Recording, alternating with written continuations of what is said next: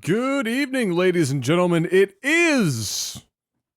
What is it today, Jeff? It is, it's a Thursday.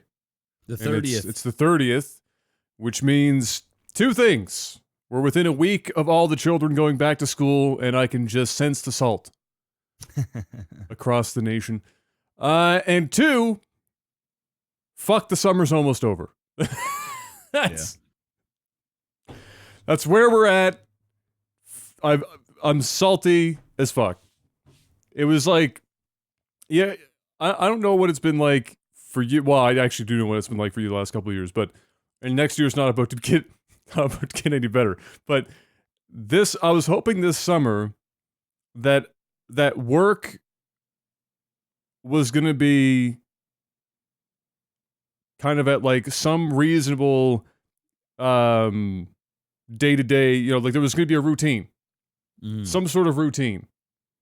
And it wasn't going to require so many random hours of my time in random places. And it didn't work out that way. And so this summer, instead of, going to the driving range once or twice a week like I had hoped, I went once. Period. And got to the beach a couple of times, but I'm not a beach person to begin with, so that's not the end of the world. But I was hoping to get outside a little more, but it was one of those summers where work was like super heavy, or what I wanted to do or what I wanted to accomplish necessitated me foregoing summer. So it's going to be one of those times where my winter is going to be way more open, but who gives a fuck? Because there's nothing to do outside here in the wintertime. I'm stuck inside anyway. So the salt is real. However, at least I don't have to go back to school. So. Yeah, school sucks. That's an upshot to that. Well, let's see. At least the camera's working this week. Yes? Yeah? Yeah. Oh my God. Yeah, I still don't know what happened last week. But here we are. It's working this week. So you guys get to see reactions. Yes. As exciting as they are. Mr. Black, how are you doing this week? I watched, as I've been working on the site, I get to watch your stream more often, which means I get to enjoy somebody else's salt. You've been enjoying some StarCraft for sure. Yeah. How has your week been?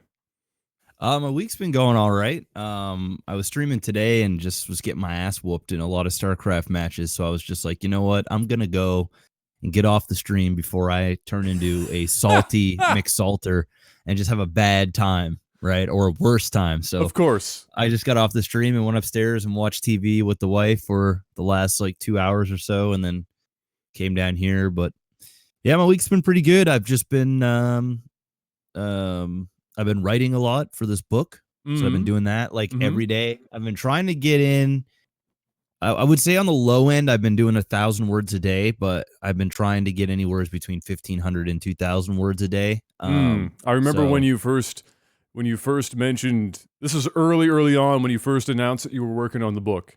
and you said, my plan is to do 2,000 words a day. And internally I went, nope. I was like, that's going to happen for the first few days because the stuff that's just already in the forefront of your mind, it's like the stuff that you know that you want to write about and that you can write a lot about. You'll just like crank it out. And then like most writers, you'll hit the point where like, you know what you want to talk about, but you're not really sure how to elaborate on it. And the 2,000 becomes not 2,000. Yeah, that's good that you're going for 1,000 though. That's good. Yeah, that's kind of where I'm at. Like, yes and no. Like, I'm still, like I've written about. All right. So before we get started here, let everybody know that this Sunday at noon Eastern time, Adam and I are getting together to do another World Vision charity event. Yes. This is going to be our last one for this entire campaign, and then next Saturday is going to be Loco TV. But make sure you guys know it's going to be this Sunday at noon Eastern. I'll also post up a video on LAGTV. Let everybody know tomorrow, just to be sure. Sunday. Yeah, and also they updated the World Vision total. I will say that the people on YouTube, man, have been just donating like crazy. Like, really? Every day there would be like a new $400 or $500 donation. What? It's been crazy. So everything is tallied up. We're just past $15,000, and there's 2 events left. So I think at this point we're gonna go for 20K. I think that's very possible. We've got 2 events. We got ours, which I'm sure our community is like depleted now. So like this Sunday, especially since our community was showing up at the other events, continuing to give money. Yeah. So I'm not expecting a lot on Sunday, but we got Loco, who's a totally new community, and he's also going to post up a video on his YouTube as well. So. And then we're still going to have about 20 something plus games to post on YouTube, so about 30 plus. So lots of content going up. So I've got my fingers crossed that $20,000 for the kids by the end of September is looking very, very doable. So either way, we beat the 10K goal, which means we're going to do another season of When Cheese Fails. So look out for that. But anyway, I don't want to talk too much about it. But anyway, so yeah, the book. That was the goal, is to write 2,000 words a day, because the first couple days that I was writing, it was like what you're saying. I was like, holy, okay, I could just go. And then also, like, for me, I'm not editing it while I'm going. Like, I'm not really doing much spell check. I'm You're not like really the stream of conscious where it's just like, bleh, I just spew it out. I spew it out, and then I write and write. And then after I'm done writing, I'll read it, and then I'll fix little tiny things, or I'll be like, oh, I didn't like how I said that, and I'll maybe switch how I say it or word it differently. And then I read through it like I'm performing it. So like I want to make sure, because I'm gonna do the audiobook too. So I'm reading it, I'm writing it so that it not only makes sense for the reader but also for the listener. Yeah, because it's actually different. You write differently if you're writing for somebody to read it eventually, which is always impressive, and why, not to completely fucking derail you, but it's always impressive when you have like voiceover work for fiction books that were never, especially older ones, that were never meant to be like read out loud.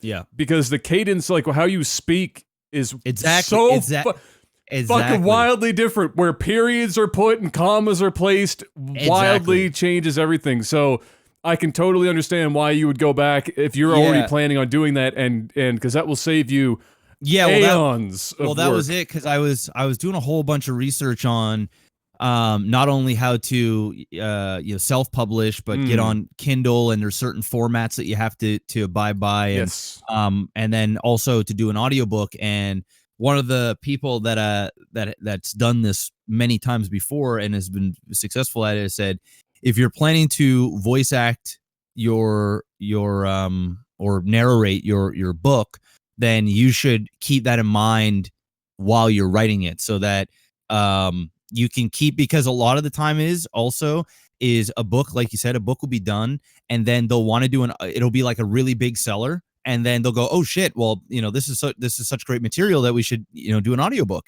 So then they'll have to take that and they'll almost have to like not rewrite the whole thing, but they literally will have to rewrite certain like big chunks especially of the book. Dialogue and stuff. It has to get swapped well, up. fortunately for my book, there's no no dialogue. There's right? no dialogue. There's not like, and then Adam said, well, there's like a couple of parts that I talk about certain conversations that I've had with certain people, course, but at the most part, it's not like, and then, Jeff replied,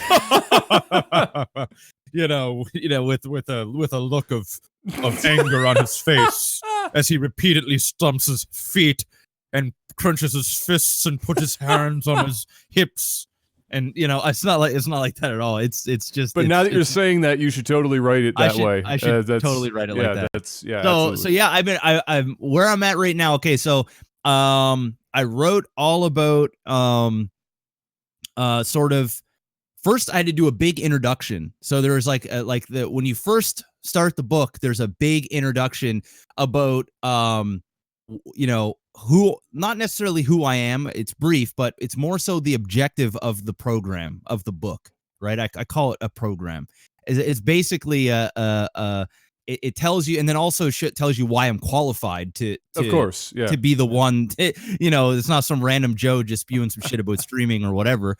And then so it's a big thing. But then throughout the book, like there's different chapters, and then each chapter there's examples, and then there's personal stories, and then there's almost there's quick notes throughout the book where I tell the reader or listener to have their iPads or their notepads or a piece of paper and a pen to take notes. So, to take notes, like very, very small bullet things to remember, because I'm going like, dude, I'm educating. I'm educating. So there's different formats and things. So today I wrote all about 3 streamer types. There's I talk about, there is the professional player, so the pro player, then there's the personality, and then there's the hybrid, which is obviously the personality and the pro player, or somebody that isn't, somebody that may be an introvert, right?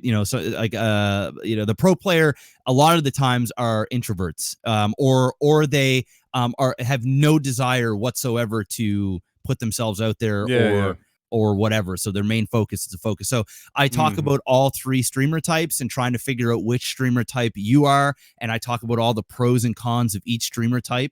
And then I sort of give examples and all that stuff. So I was writing all of that part of a chapter today. Nice. So I got almost all of it done. I'm in the hybrid section right now, but the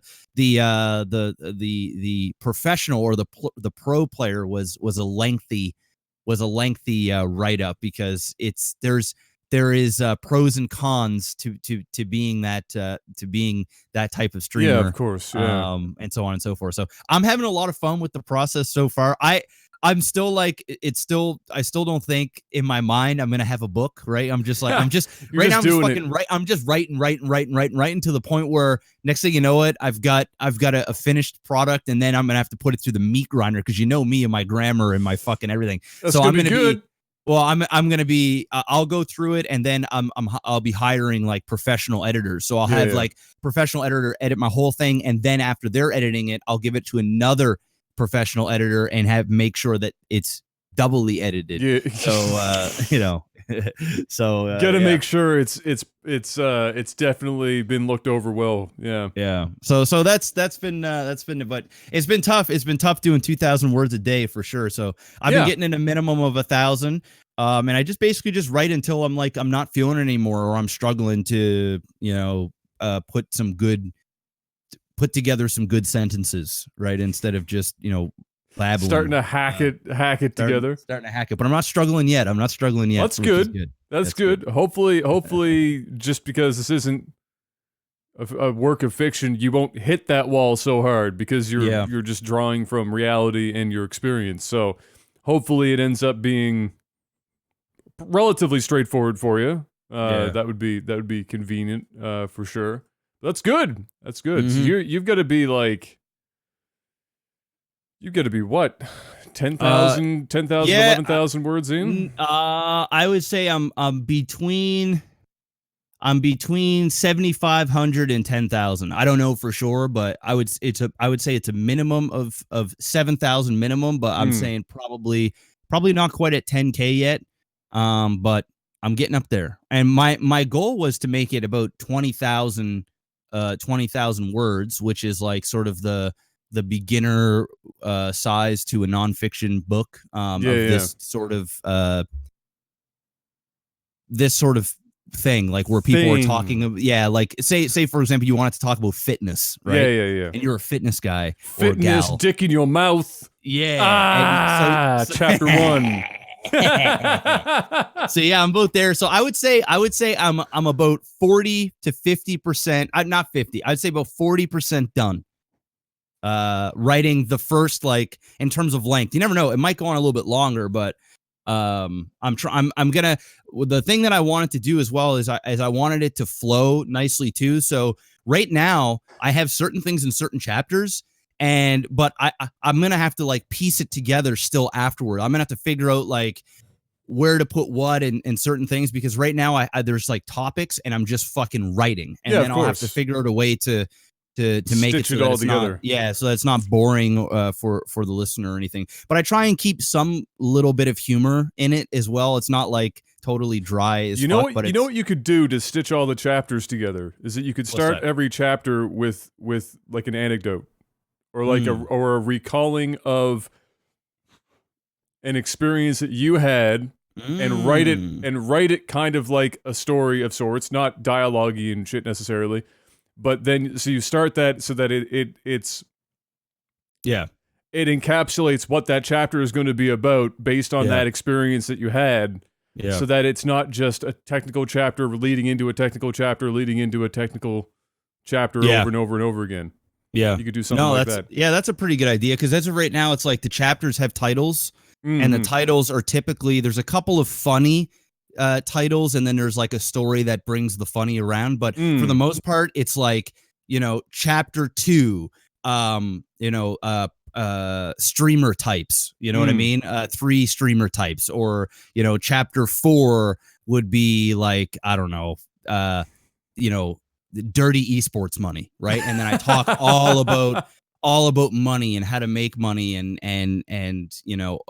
knowing your worth and all this other stuff, right? So there's right now the chapters, you can kind of tell what the chapter's going to be by the name of the thing, but I don't think there's anything that I've done so far that starts off with a story, because a lot of them I write and then I say here's an example, or I'll go back to something that I've done in the past or whatever. And I'm going to interview a whole fuck ton of streamers as well. I have a bunch of streamers lined up. So when I get to that part, I'm going to interview a bunch of streamers, and then I'll have their different points of view on certain topics, so that the reader or listener isn't hearing everything from me, isn't just getting a me, because there also are times in the book where I'm talking about my experiences with other people or other content providers or whatever, and I guess the reader just kind of has to take my word for it that I'm telling the truth. So it'd be nice to actually get certain streamers that people know to talk with me. And it'll also be cool for networking purposes, because then, they're going to say to their communities, I'm in this book is great or whatever. And then, it'll of course all come around full circle. Open it up more. Yeah, that's right. But anyway, enough about that. Awesome. Yeah, it's going good. It's going good. I wrote 0 about my book. Not that that's changed in the last, I don't know how fucking long now, but so I'm shooting for that 0 words a day. It's a lofty target, but I've been hitting it consistently. So I'm happy about that. Okay. But yeah, my week has basically been more website stuff. I'm going to try. My first plan was to work on the website and then stream at night, and I think I have to reverse that, because I'm finding that if I'm working on the website and I'll get into it, I just can't fucking stop myself. I can't choose a point to say, all right, done. But in streaming, it's a little easier for me to do that. So I think I'm going to try and flip that, because I'm not streaming as it stands. So I have to wake up and stream, and then not stream all fucking night. Yes. Say, hey, I'm going to stream for 5 hours today, guys. And then I'm going to work on my website until my eyes are bleeding, and then I'm going to go to sleep. I'll see you when I see you. Exactly. I think that's what I'm going to try and do, because it's just not the first plan didn't work. It's a swing and a miss on that one. So we're going to go back in and try again. But I got some good work done this week. The genesis of some of the site features that I was hoping to have are coming together. For example, a website that I use for this podcast to get some gaming news that isn't just straight off of like the usual suspects of GameStop or GameSpot, I should say, and IGN and all that fuckery, is a website called n4g.com, which is kind of like there's probably a technical term for it. I would call it a macro blog. And the reason why I would call it that is that you can sign up to, as a user, to be able to suggest to other users news that will make it to the site, and then others can vote it up, and then it all, if you get so many votes, it will actually be posted to the site. And then from there, when it gets voted, it's like they have a temperature scale basically that will determine just how far it runs up the front page, and then they delineate by console or whatever, or overall news for the day or news for this week that's super hot that everyone wants to talk about, etc., etc. But the nice thing about it is that it includes, and why I call it a macro blog, is that while it does have stuff from GameSpot every now and then and whatnot, it has a lot of like smaller video game website like blogs, basically. People that are not corporations with 50 billion employees writing shit all the time. So, and you can put your own stuff onto the website, and people can vote to put it up, et cetera, et cetera. And you can have a button on your articles on your website that will help kind of ensure that your stuff gets posted there.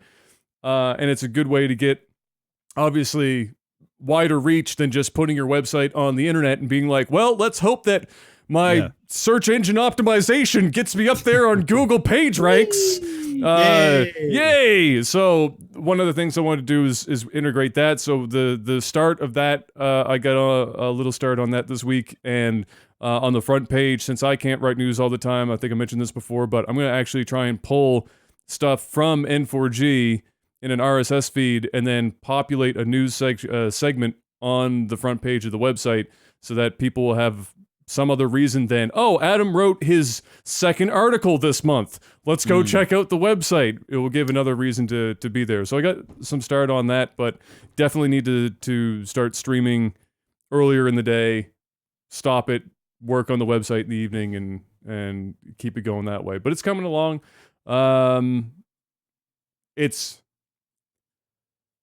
It's a bitch. I'm not gonna lie. I can't fucking wait until it's over. I'm not gonna lie. I can't wait until it's done. I'm really like right now. Thankfully, there's no games I want to review out.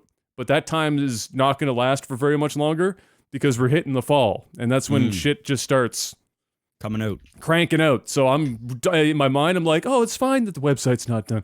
But in the back of my mind, it's also like, holy fuck. You have a very short period of time before the floodgates open, and every fucking major release for the year all shows up at the same time. So, yeah, we'll hopefully have it sorted before all that happens. But regardless, that was basically my week. Got to the beach, sat there. Oh, before we get to the gaming, I have a little anecdote from this week when we went to the beach yesterday, because we randomly got hit with a heat wave this week.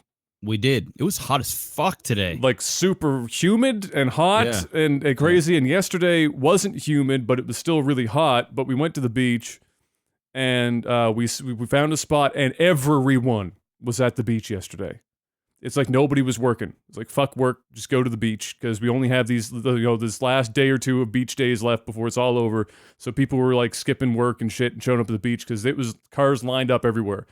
So we got, miraculously, a spot, because Gabs has a mild sun allergy, so we need to bring a parasol to actually create shade so that she doesn't just die out on the beach. So we have to have a relatively big spot. So we find a spot, and it's right next to, the reason why the spot existed is because nobody else was crazy enough to set up next to a relatively large group of, I'm going to call them urban individuals. Black. They were perfectly nice, but they were definitely they were a little more hardcore than the I'm going to they were definitely black. They weren't square, black, but they were somewhere in between. I go to university, but I grew up in the square. So it was like on that like that's where they were hitting. And they had their stereo, and they were just blaring Drake and all this other shit. Just it started with Drake, then it hit some club music that I'd never fucking heard before, and it was nothing but "fuck me in the pussy" and "I'm fucking and it was just. And they had that shit loud, and they're like little kids running around and everything. It was a little awkward, if I'm going to be honest with you, but it was whatever. So they were having a good time. They had some drinks. They had the liquor hidden because I had a rent-a-cop walking around, so they had like their spiced rum. And not very far from them was another group, polar opposite. It was like the Brady Bunch.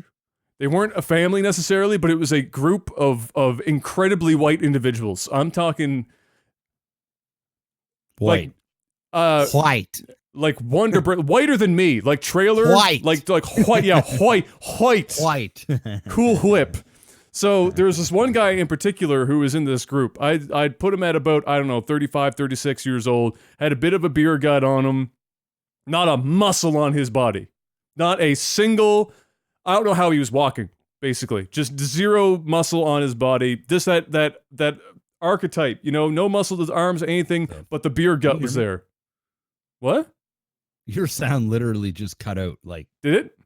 Am I back now? And it cut out. Can you not hear me? I can't hear you. It's doing that thing. Really? Again.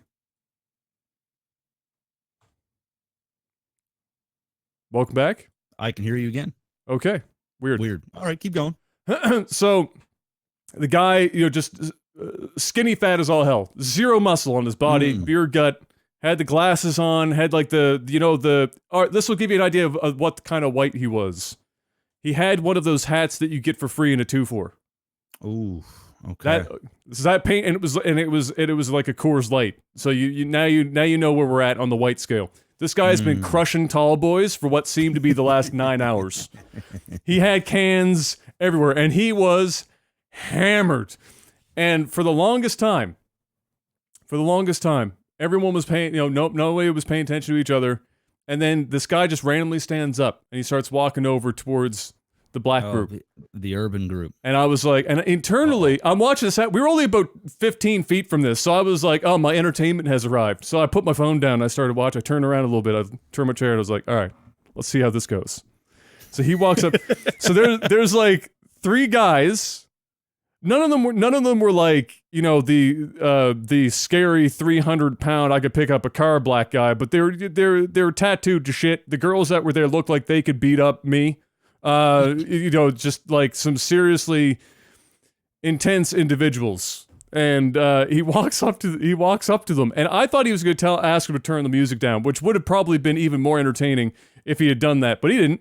He went over there and he just starts. He made a joke. I don't know what the joke was. It was something about beer and what what they were drinking.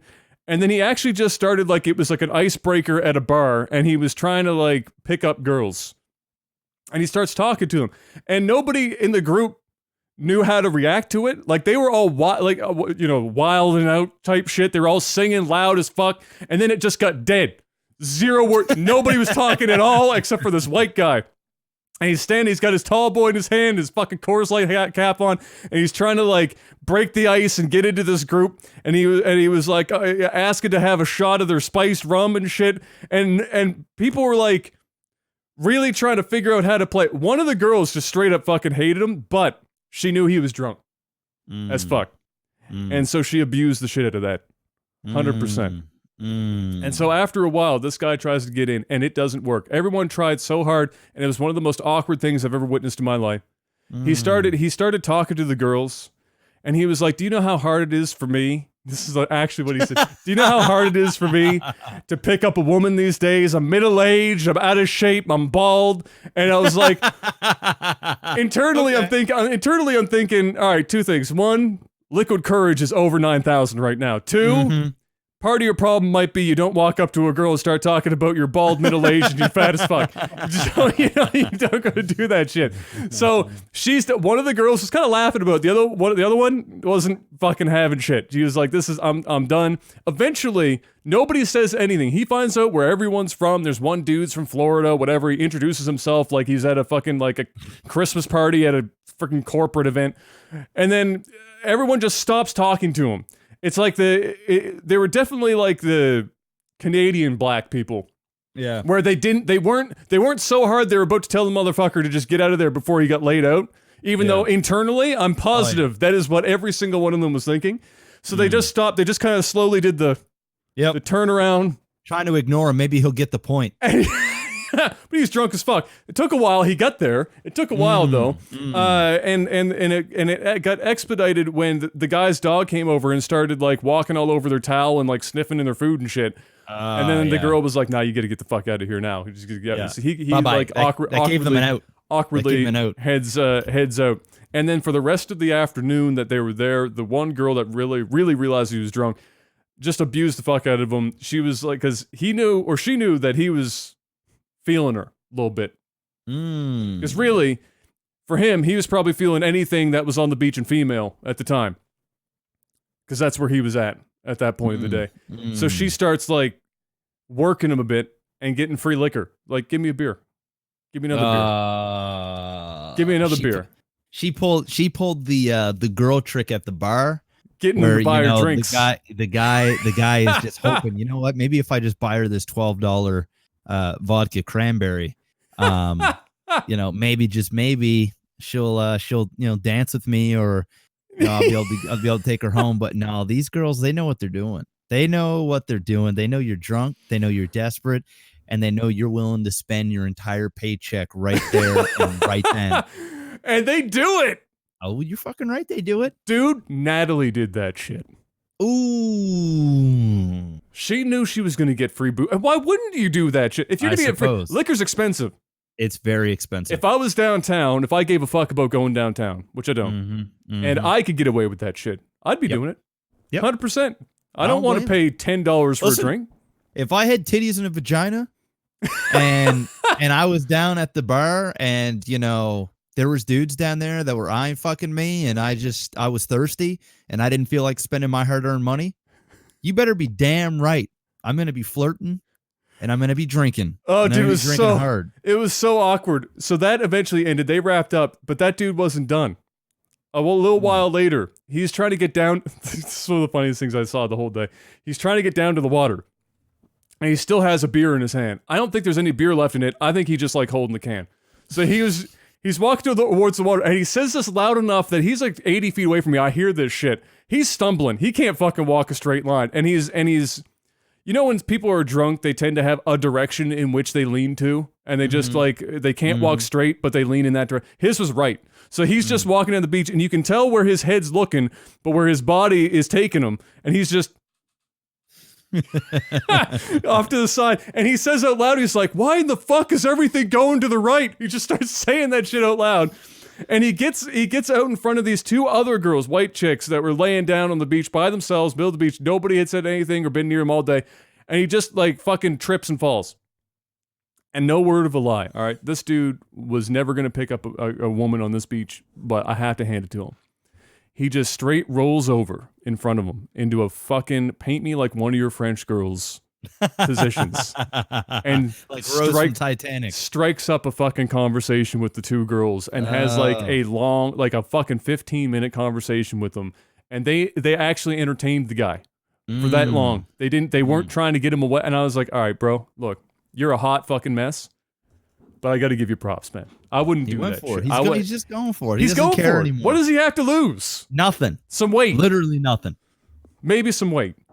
Some weight, yes. And then other than that, drop a few pounds, maybe stop wearing the Budweiser hat. You might get laid. Hit up Tinder and you might get laid. Confidence was real. I got to give it to him. He fell over. He didn't know why the world was going to the right, but he still pulled like some Titanic shit, flipped over on his side. It was beautiful. Very nice. Video games happened this week, Jeff. We should probably talk about them. This is a video game podcast. I don't really care all that much, but sure. Not to bring this down like 1,000 notches, but if we don't talk about it, people will question why we didn't talk about it. There was that unfortunate shooting in Jacksonville this week. Yeah. At the Madden Tournament. It was just a regular ass Madden tournament. They have them all the time. I'm not sure. I think this might have been for Madden 19 or something, because that's just recently come out. But anyway, It was being live streamed on Twitch. And I caught this like 3 minutes after it happened and saw the footage. And I was just the rest of my day was fucked up. The whole rest of my day was done. I'm desensitized a pretty decent amount. I've been on the internet long enough, but listening to that and seeing that footage was pretty fucking wild. It's crazy that the camera cut away right when it did. I know. Yeah. Because it was within like 2 seconds. Like 2 seconds, yeah. Of it happening. And right before the cut, you can see a laser.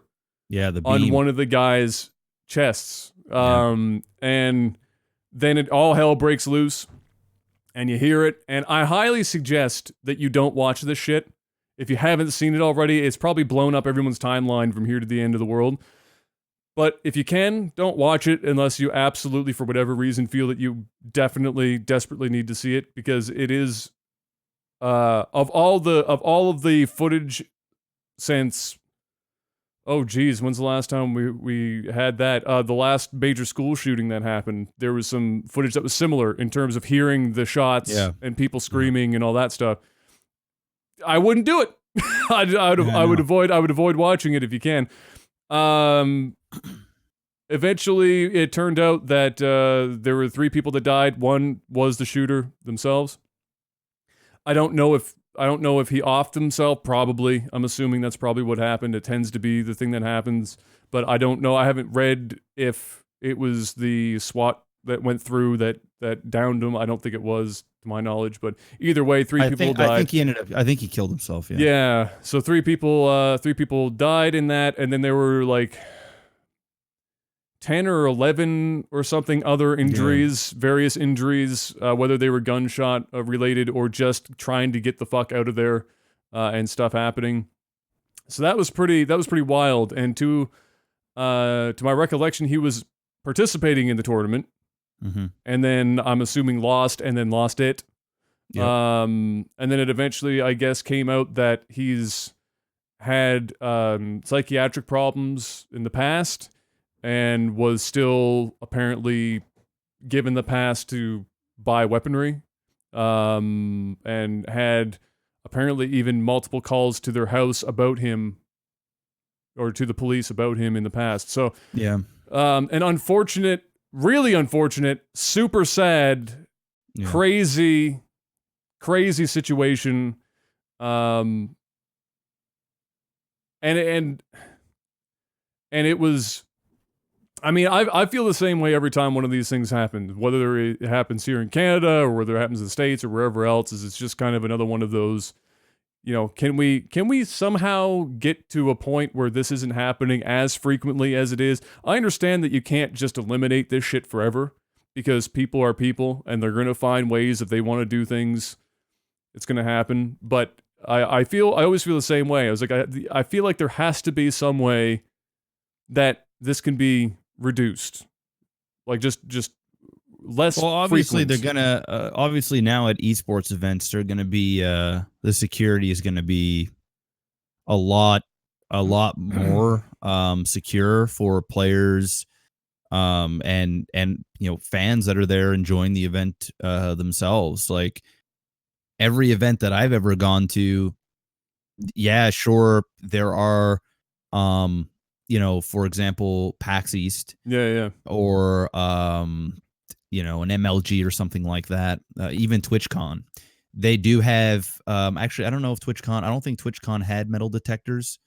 I could be wrong about that. They will now. Yes, they will now for sure. But some of the events definitely have metal detectors. Here's the problem is, I would be going in the front door, like when you're initially signing up and getting your badges and going through the formalities to get inside a convention center.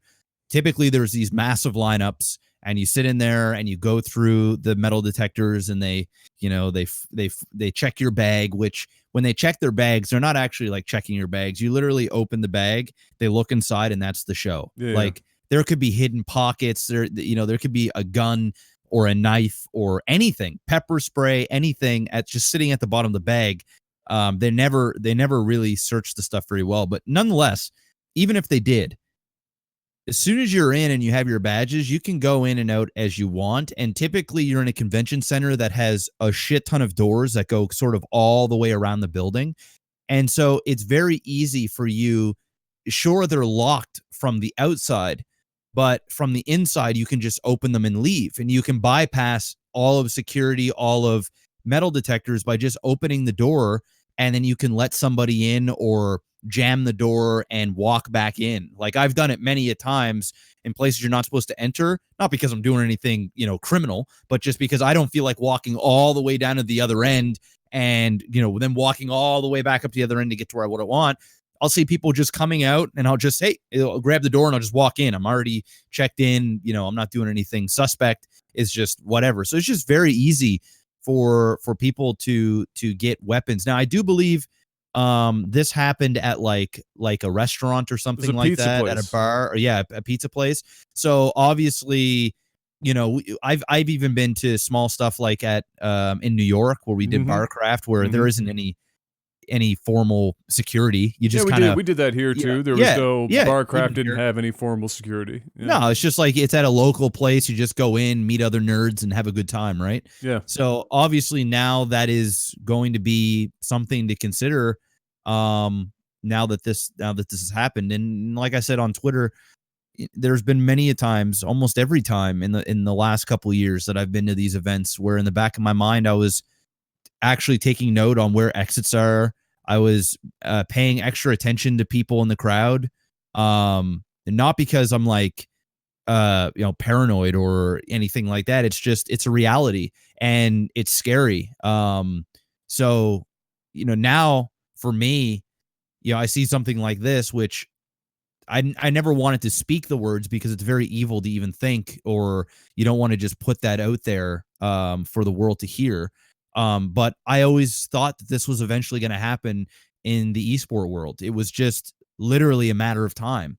Not because gamers are these bad people and, there's, we're gun loving, whatever. I don't think that's the case at all. It's just, that's when you get so many people in such an area, and the vast majority of these shooters are younger people, younger males in their early 20s, a lot of the times, sometimes in their teens, and there's a lot of people there, and it just seemed like a match that eventually was going to strike, and unfortunately it happened. It was super sad. I myself did listen to the stuff. I didn't even know it was as serious as it was when I first heard about it. Like, oh, there's a shooting at an esports, and people were sending me Twitter links and saying you need to check this out. So I listened to it, and it's haunting. It's just you can hear people screaming for their lives. I'm pretty sure you hear at least one of the two people that weren't the shooter die in that footage. Yeah. I think at one point he says like, I've been shot, or what did he shoot me with?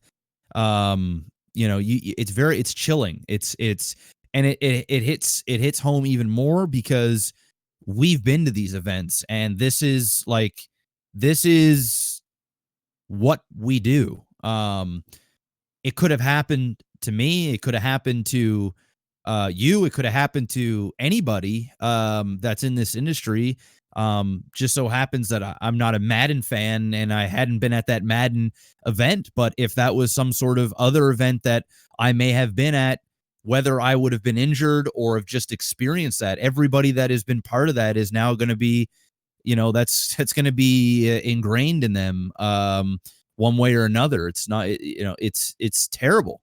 It's scary, and it's I can't say I'm looking forward to or am going to be rushing to go to any esport events for a while. I think and there'll be people in the comment section or whatever, or that'll tweet out and rage, typically right wing fucking gun loving whatever, and I say whatever you want. It's not me attacking them, but there I'll hear people to say, well, you can't live in fear, man. You can't let this stop you from from living your best life, bro. You can't let this stop you from wanting to go and have fun, and you can't let this ruin it. It's a yeah, actually I can. And it's happened, it's happening, and it's sad. But I would just rather not put myself in those situations unless there's some serious protocols put in place for security and safety, because it's just happening too frequently. And at this point, as sad as this is, to go and have a little bit of fun is not worth potentially my life or other people's around me. So it's it gives it, and I've seen this outcry on a lot of streamers lately, big and small, that have been expressing their concerns with safety. And before, this was never really an issue. But you never really before this happened. I mean, there were absolutely events where people questioned security because things were happening that shouldn't have been happening in the first place. And for esport events specifically, there people who have mentioned that there seems to just by looking around, they like there seem, for the amount of people that are here right now, there does not seem to be particularly adequate security. It was, if this was some other kind of event, I feel like there would be a hell of a lot more security for what's going on, and I could totally appreciate that, because like you were mentioning before, when we went to events, I've only been to a handful. I don't remember a single event. The only thing that I was ever checked on me was for water. That was it. Yeah. They weren't looking for anything else. It was, do you have water? They want to make sure they can sell you their $4 water in the convention center, and that you're not bringing in your own water. That was the only thing. And the security there were not prepared for anything major. There wasn't that much of a presence, but there were also, 10,000 people there. Yeah. And so, I could appreciate that people might have that concern. And obviously now there is going to be, there's always a catalyst for change, right? And it is unfortunate that there seems to always have to be one. It's not that we looking at what's been happening at other events outside of esports with shootings or violence or safety protocols in general, and not just take it ahead of time before this happens. It's a shame that it doesn't go that way. It's like when you have they won't put in a fucking crosswalk with lights until 15 people got hit by a car crossing the road. It's the same kind of concept, right? So why it's reactive versus proactive, and it's we don't want to spend money because we don't want to be the people in charge that are having people look at us sideways for spending money that they think doesn't need to be spent. So and the shitty part is that no matter how good security is, you could spend a fortune on security. Yeah. People can definitely find a way to get past almost anything. Sure. And then and there's a really weird, almost like a DRM software analogy here for video games. It's like you can add a bunch of security. Let's say that they were doing the bags of everyone that walked through the fucking door, and they had a metal detector on top of that. Like they've done for some other events with X-ray machines for bags, et cetera, versus just having a metal detector. And let's say you do that. The amount of time that it takes to process the amount of people at something like a PAX or an E3 or a Gamescom overseas. I mean, Gamescom fields like 30,000+ people, right? Yeah. Like that's the amount of time to process that many fucking people. When you're on an event schedule, you can't, there's a limit to how much security necessarily that you can just start putting in place in terms of trying to catch stuff before it comes in. And then you're just paying a whole bunch of fucking armed security to walk around the event and hope that they catch some shit before it gets too serious, which is doable, but it's still a very challenging thing. I I keep waiting for the event or the occurrence or the happening of one of these things that genuinely sparks some sort of change, right?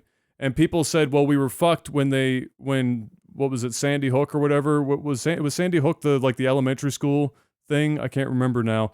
But when people eventually stopped thinking about or that occurrence when small children were being killed and nobody changed shit, that's when people were like, well, we're fucked. We're fucked. If that can't do it, what is it that is going, like, does it have to be every single child of every single politician in office that gets simultaneously nuked from orbit before the people that are in place will do anything about it? Because I have to imagine that it's a problem of degrees of separation from reality, or degrees of separation from what's happening.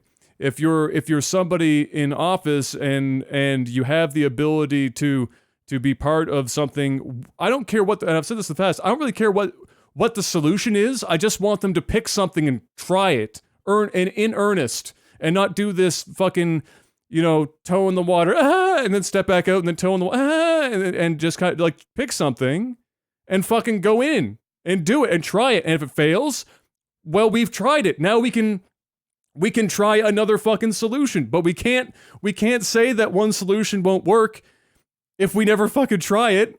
And if all we do is debate which solution to start with, we're never going to do anything. And this shit just seems to be anyway. I don't know if it's just because the world is smaller from the internet and media in general, and I'm sure that's at least part of it, but it seems to be just happening more. So if we're going to just sit around and wait and debate it, then that's a big problem. So just choose something and go ahead and do it. But I'm waiting for what it is. What is it? It's got to be degrees of separation. The people who have the ability to do it, it's not their kid. It's not their niece. It's not their nephew. It's not their grandchild, because we all know that some of these people in there are literally 180 fucking years old. It's not their great-grandchild. It's somebody else's kid. It's somebody else's nephew or niece. Yep. And so when you have that many degrees of separation, or maybe it's somebody else's niece and nephew, but it's also in another state. And so you sit back, you say, oh, well, okay, well, thankfully, not my family, not my state, not my town. You get 4 or 5 degrees of separation, and then nobody gives a fuck. And then the last and final piece is career politicians that don't want to do anything because they want to stay in politics, and they don't want to do anything but pull party line if it means that they get to stay in there and enjoy the infinite benefits of a government job.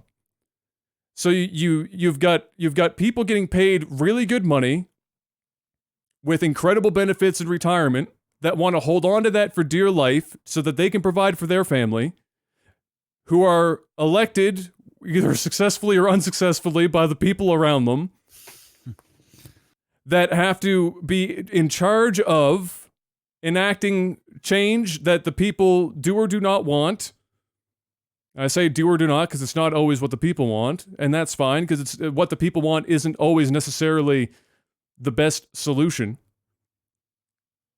But if at the end of the day, people are people, right? They're going to look out for their own first. Like, there are very few honest to God, fully selfless individuals that will give up their own personal well-being and the well-being of their family in order to stick their neck out to accomplish something. There's very few. And then the bigger hurdle after that is, let's say somebody does do that and something changes. Well, the way that politics tends to go here, and it does in the States as well, is you exchange parties. It's 2 parties basically in Canada and in the States. It's not like it's any fucking different up here. It's 2 parties that go back and forth. And when the other party comes in, what usually happens? That party says, fuck it, we're going to erase everything the party did before us. Not necessarily because it's bad and we need to get rid of it for the benefit of Well, it's just we're that doing they it didn't come up with it because it's not our idea, Not their and idea, we can't possibly agree with the other side because then we'd be like it'd be seen as being in bed with the enemy. Yeah, listen, you're just speaking politics, man, and at the end of the day, it's just the way the world is working right now, or certain parts of the world it works. So, it's terrible. It's terrible. It's maddening. I just want to stop fucking hearing about it, and you can't not. It's on TV. It's on social media. You're gonna hear more of it. It's not gonna stop. It's everywhere. It's not gonna stop. So just literally the only thing that can be done right now is upping security. Like, just upping it. And it doesn't mean it's gonna stop it, but it might deter somebody from trying to do something at a certain place at a certain time, or if it does happen, things get settled and solved so that there's minimal life taken or people hurt. But at the end of the day, evil is evil. Is gonna find a way. It's just a matter of trying to take precautions to not only have people feel safe, but to keep them safe. It's terrible. I mean, there's really not much else you can say. There's not really much else you can say about it. It's horrible. Two innocent people that went to play video games and have fun. The dude was literally smiling and laughing and probably enjoying something that he worked hard to get to, that he trained for. He was probably excited to get on the plane and head to wherever he was going and meet fans and live his best life. And the last thing on his mind was being killed. It's absolutely it's heartbreaking, and there's no reason why it should have happened. It's crazy. It's all because somebody was angry because they didn't win a game, or whether he went there knowing he was going to do that to begin with, whatever. It's terrible. It's terrible, and it's going to haunt the esport world forever, I think, in some way. And hopefully out of this tragedy that there's extra precautions taken. Fans and players start thinking about the safety of their lives before signing up to go to these things, and really understanding what potentially they're getting themselves into, which is very, very shitty to even think about, because most of us are going to these places to get away from shitty things in our lives. Most of us are going to these events because it's the couple of things in life that you can look forward to. If relationships aren't going well, if work isn't going well, if school isn't going the way you want it, whatever, this is supposed to be a safe haven where you go and have fun and escape from the bullshit. And to go there and add some more and get fucking shot or shot at, or watch your friends or your idols or your peers be killed or be scared for their lives is sickening. And so, I know for me, I'm going to be thinking twice and three times before I step foot, not only in America, just to be honest, not only just in America, but in places in America that have big groups of people. And people can go, well, Jeff, it just doesn't happen in America. I'm seeing it a lot. I'm seeing it a whole lot. I'm not seeing it happen a whole lot, or at least I'm not hearing about it a whole lot, so it's not in the back of my mind. However you want to spin it, fake news, real news, whatever. I'm just thinking twice before going to a gun-loving country that allows whoever to own a gun or to quickly have access to a gun.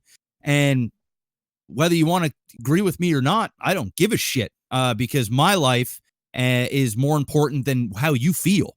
So if I'm not feeling safe, I'm not going to go.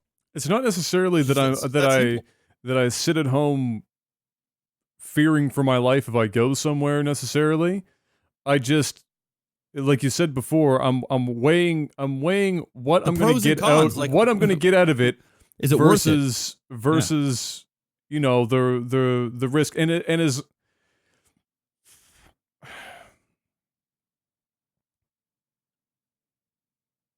I just I it's like I want to be angry about it, but I don't, because I've been angry about it in the past, and obviously it's not going to get me anywhere. But it is infinitely frustrating to watch a country that we have to border with, who ends up with a lot of fucking guns coming across the border into our country, because there's literally just more guns than goddamn dandelions in that place. Watch them throw around best country in the goddamn world and leader of the free world type verbiage, and just watch this incessant, selfish, hypocritical, reaching bullshit on a daily fucking basis. And the older I get, the harder it is for me to not be angry about it, because I keep expecting that as I get older, this shit should be at least in process of no longer being such a fucking thing. I shouldn't be sitting here thinking I'm going to be 50 years old and the States is still going to have the same or more gun related deaths and mass shootings as it did when I was 22. It's crazy. And obviously I don't live there, but I have friends in the States. Yeah. I love visiting. I love them. Like I love going to the States. Some of my favorite places in the world to visit. I don't want my friends to be living in discomfort about this idea. And honestly, at this point, if you don't at least have some semblance of not fear, but at least discomfort about this situation, I think you might actually have some sort of disassociative fucking mental issue yourself. Because, yeah, you can compare it to, oh, let's go and buy a lottery ticket because it's about the odds of you getting shot.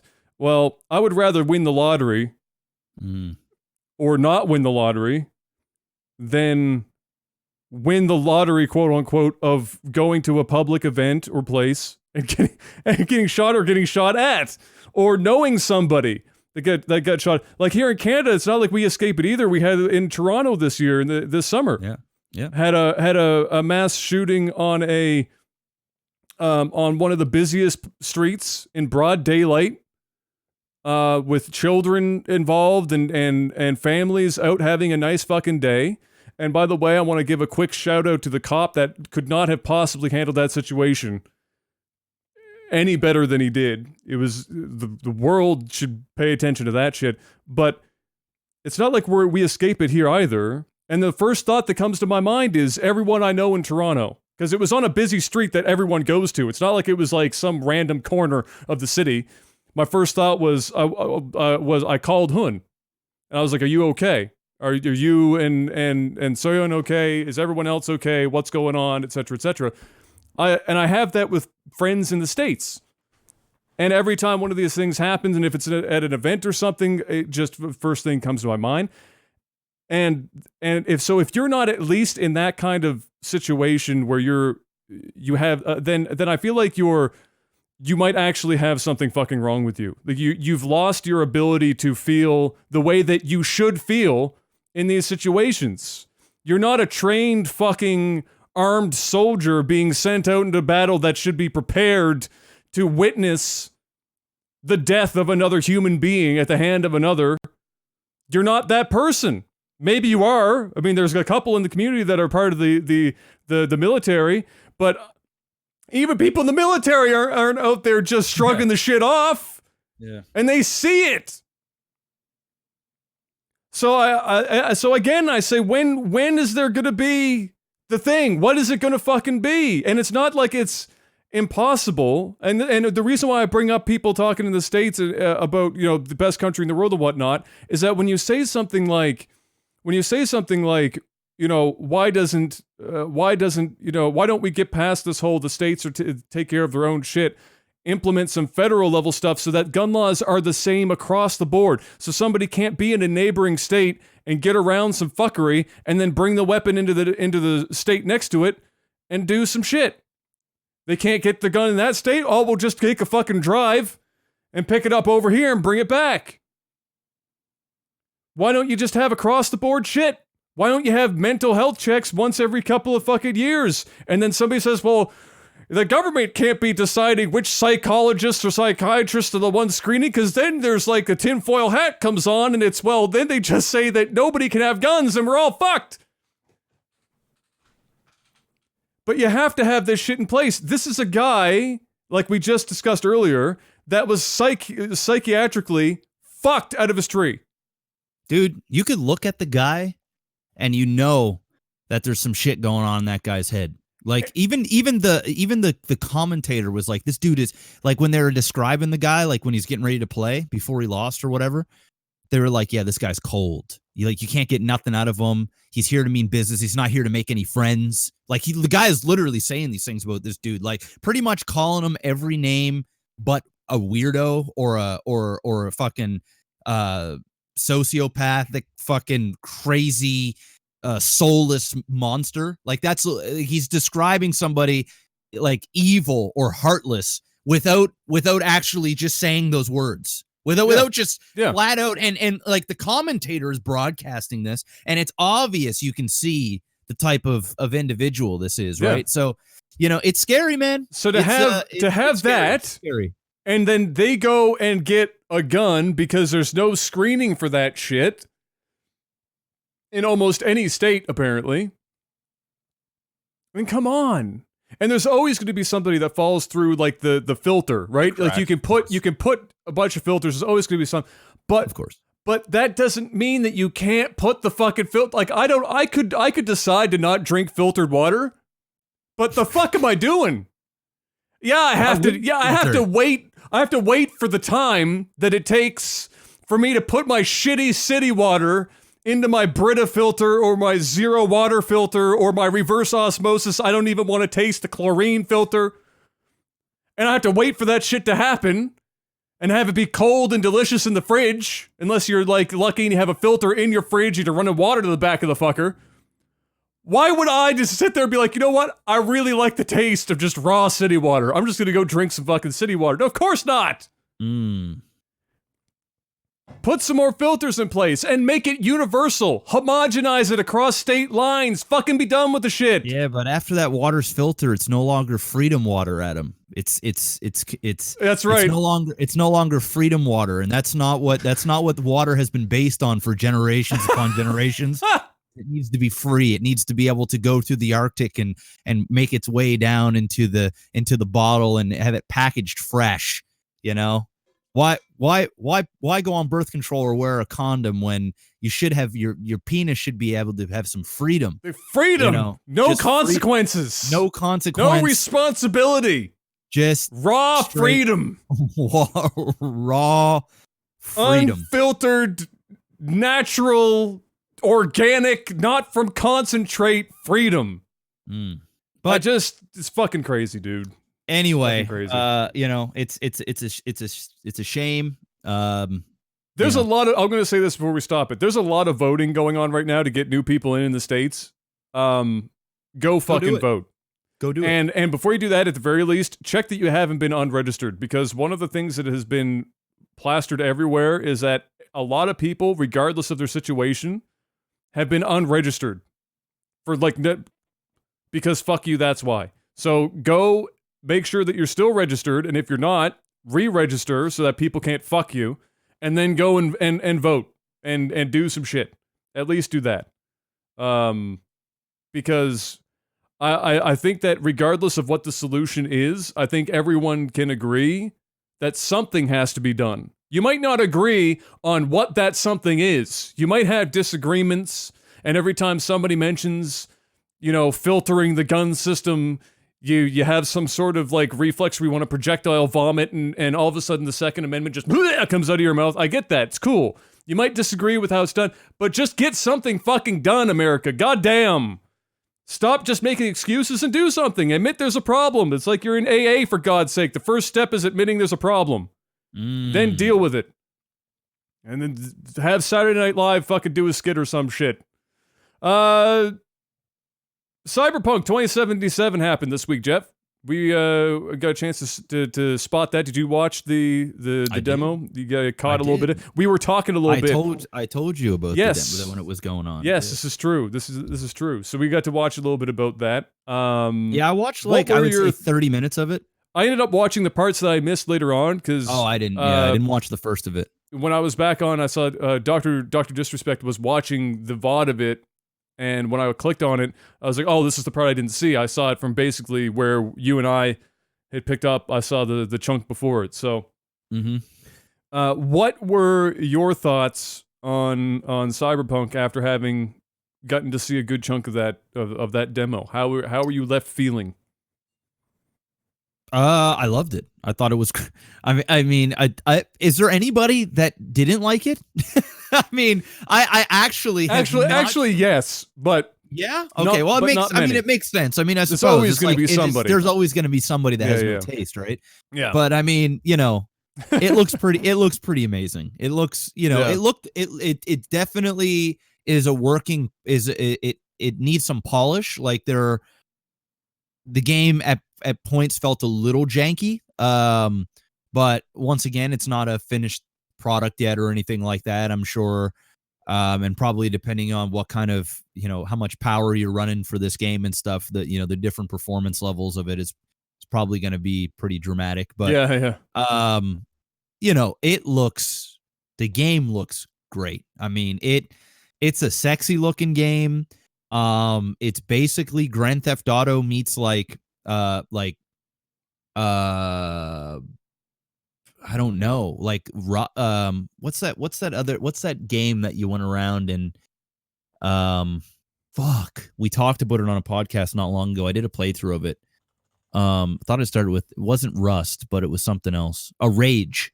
So it was like a bit of Rage, or at least the feel of Rage. Blade Runner. Blade Runner, yeah, very Blade Runner-ish. But just a lot of Grand Theft Auto. It felt like I was watching a futuristic first-person Grand Theft Auto. Just the way you get into cars and you can go around and talk to whoever, or run random people over and do whatever you want. Like, it's open world. It even like the look of the game was very Grand Theft Auto-ish, which I think is very smart of them. Because it's gonna hook those Grand Theft Auto lovers. And it also, they're taking a formula that works and they're making it their own.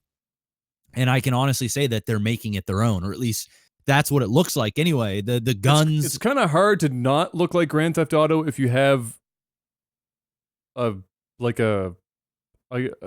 you do any sort of game like that's a shooter in a city, you almost exclusively end up being Grand Theft Auto for sure. Yeah, but it really it really felt like Grand Theft Auto, just futuristic, and that's not a bad thing at all. I'm liking the fact that everything seems to be well voice acted for the most part. It seems like the gameplay itself looks fun and unique. A lot of the weapons, although there are some standard weapons like shotguns and assault rifles and stuff, they do different things. Like, it's so cool watching when I saw the bullets bounce off, ricochet off walls, and having like heat-seeking bullets and stuff. Even just being able to blow off people's limbs, like he did like a slide. You shoot someone's leg, and then you can use like bullet time, and then you can like shoot their head off at the same thing. And you see like one leg going somewhere, and the head's exploding. It just looks so cool. And then there was like those. And then there's like those raid bosses, so it had that Destiny feel to it as well. So there's like a whole lot of and there's RPG elements too, where there's like level grinding, and you're upgrading your weapons, and you're customizing your character's gear and stuff to like be better over time. Well, that is so cool and unique.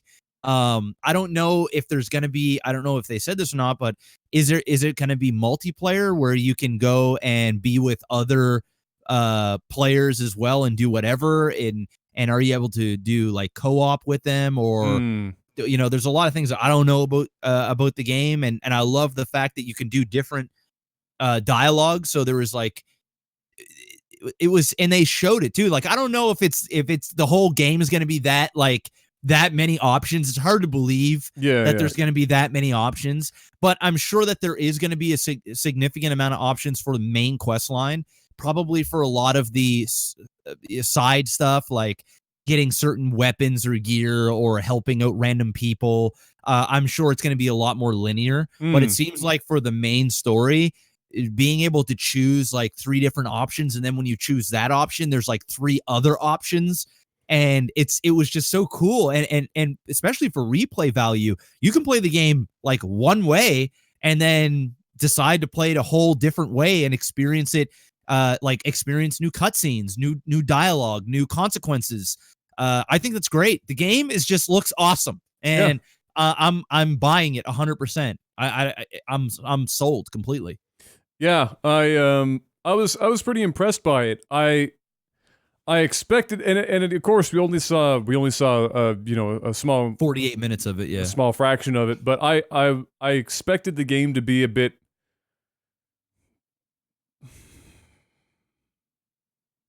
grittier, I guess is the word I would go for. Obviously, it's gritty in the you want more John Wick. I can bullet time. Well, no, I want more. I want more Blade Runner. That I want it to err closer to that feel. It felt it felt to me, and again, because we only saw 48 minutes of it, obviously we can't just know for sure. But what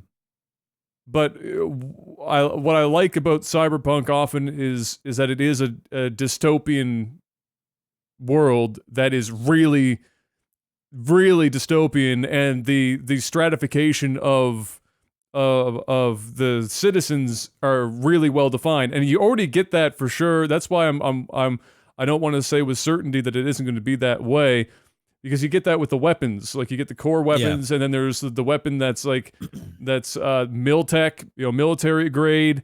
And then, because this is dystopian to shit, the corporation level, the corp weapons or whatever, above military spec. It's just like, you would think that you would think military has the best shit, but it's the corporations. It's the billionaire corporation. Exactly. Weapons. In case the military gets it aligned. Yeah. So you see bits of that. So maybe it isn't freedom. They just in case the government wants to turn on us. We got to have our corp weapons. We gotta have checks and balances. So yeah, there's hints of it, but like the tone when they were out driving around in the city and stuff, it just didn't feel. I don't know if noir is the right word. I don't know if that is. Maybe it is, but I expected it to just be a bit grungier or some shit. It felt a little too light. I saw what I feel like it should. It felt very District 9. Did you see that movie? Yeah. It should have very District 9. It should have been. It should have felt less like Grand Theft Auto when you were out driving. Like, when you weren't driving and out in the city and you were in close quarters, it didn't feel like Grand Theft Auto at all. And then you get outside into the car, and all of a sudden, it was bright. It was the color palette they used. It was like bright. The color palette is probably a bit of it for sure, or a lot of it. Is that if they muted that? Yeah, they brought it down some. It wouldn't have been grungier. Yeah.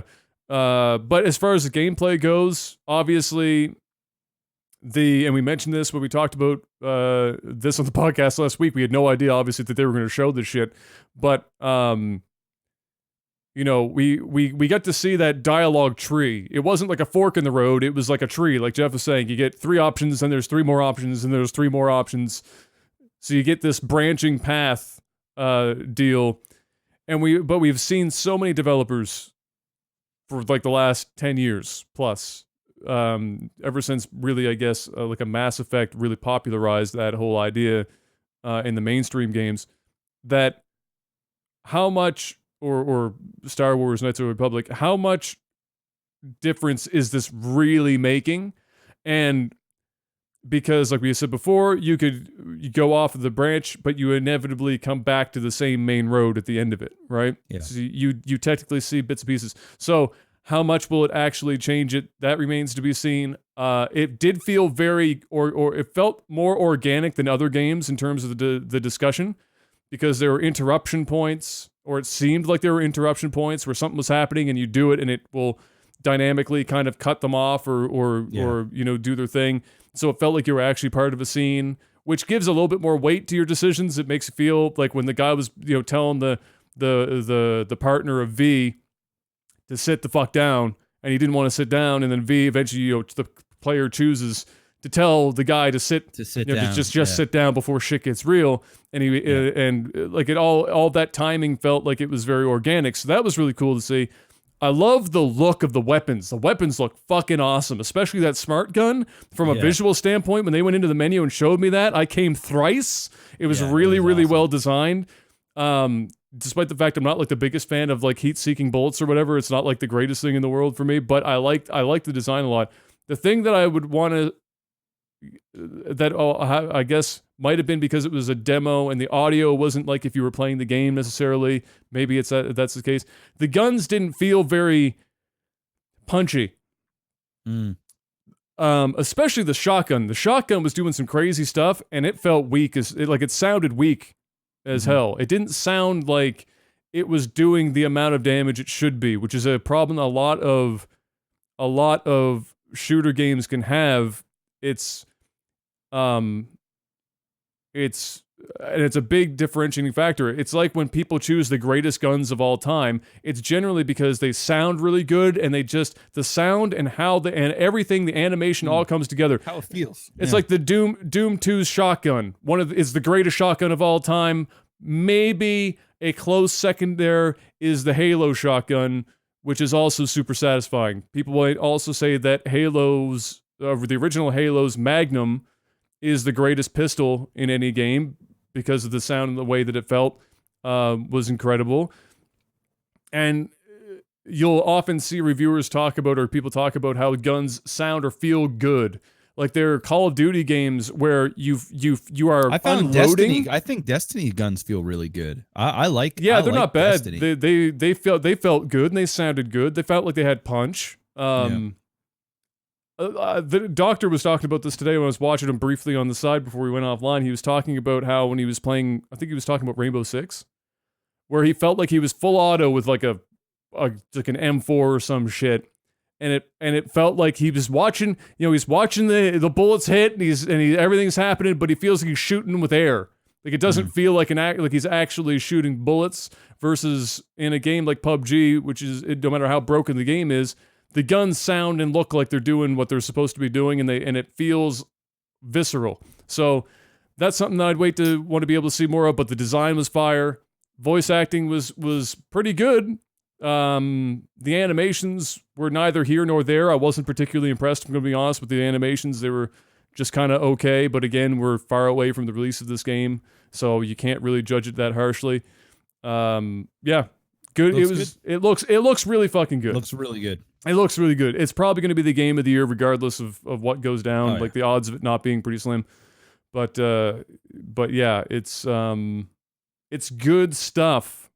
It's good stuff. Oh, I was going to mention it has good reception. Some people were complaining that they didn't have third person, which I guess if you're into CD Projekt Red's games, one, you're upset that it's a first person shooter, perhaps. And two, it's first person. I think, like we talked about before, I think third person ruins this game. The scale just goes away entirely, and not worth it. WoW has done well. Big shocker here. WoW refuses to die. It just does not want to go away. People don't want to let it die, and I think that my grandchildren are going to be fucking playing expansions to WoW at the rate that this is going. The latest expansion has set a new day one sales record of 3.4 million copies in the first day. It's a lot, man. It's a lot. That's a whole lot of WoW. I really don't get it. I wish I did. I do. I wish I mean, did. It's as simple as this.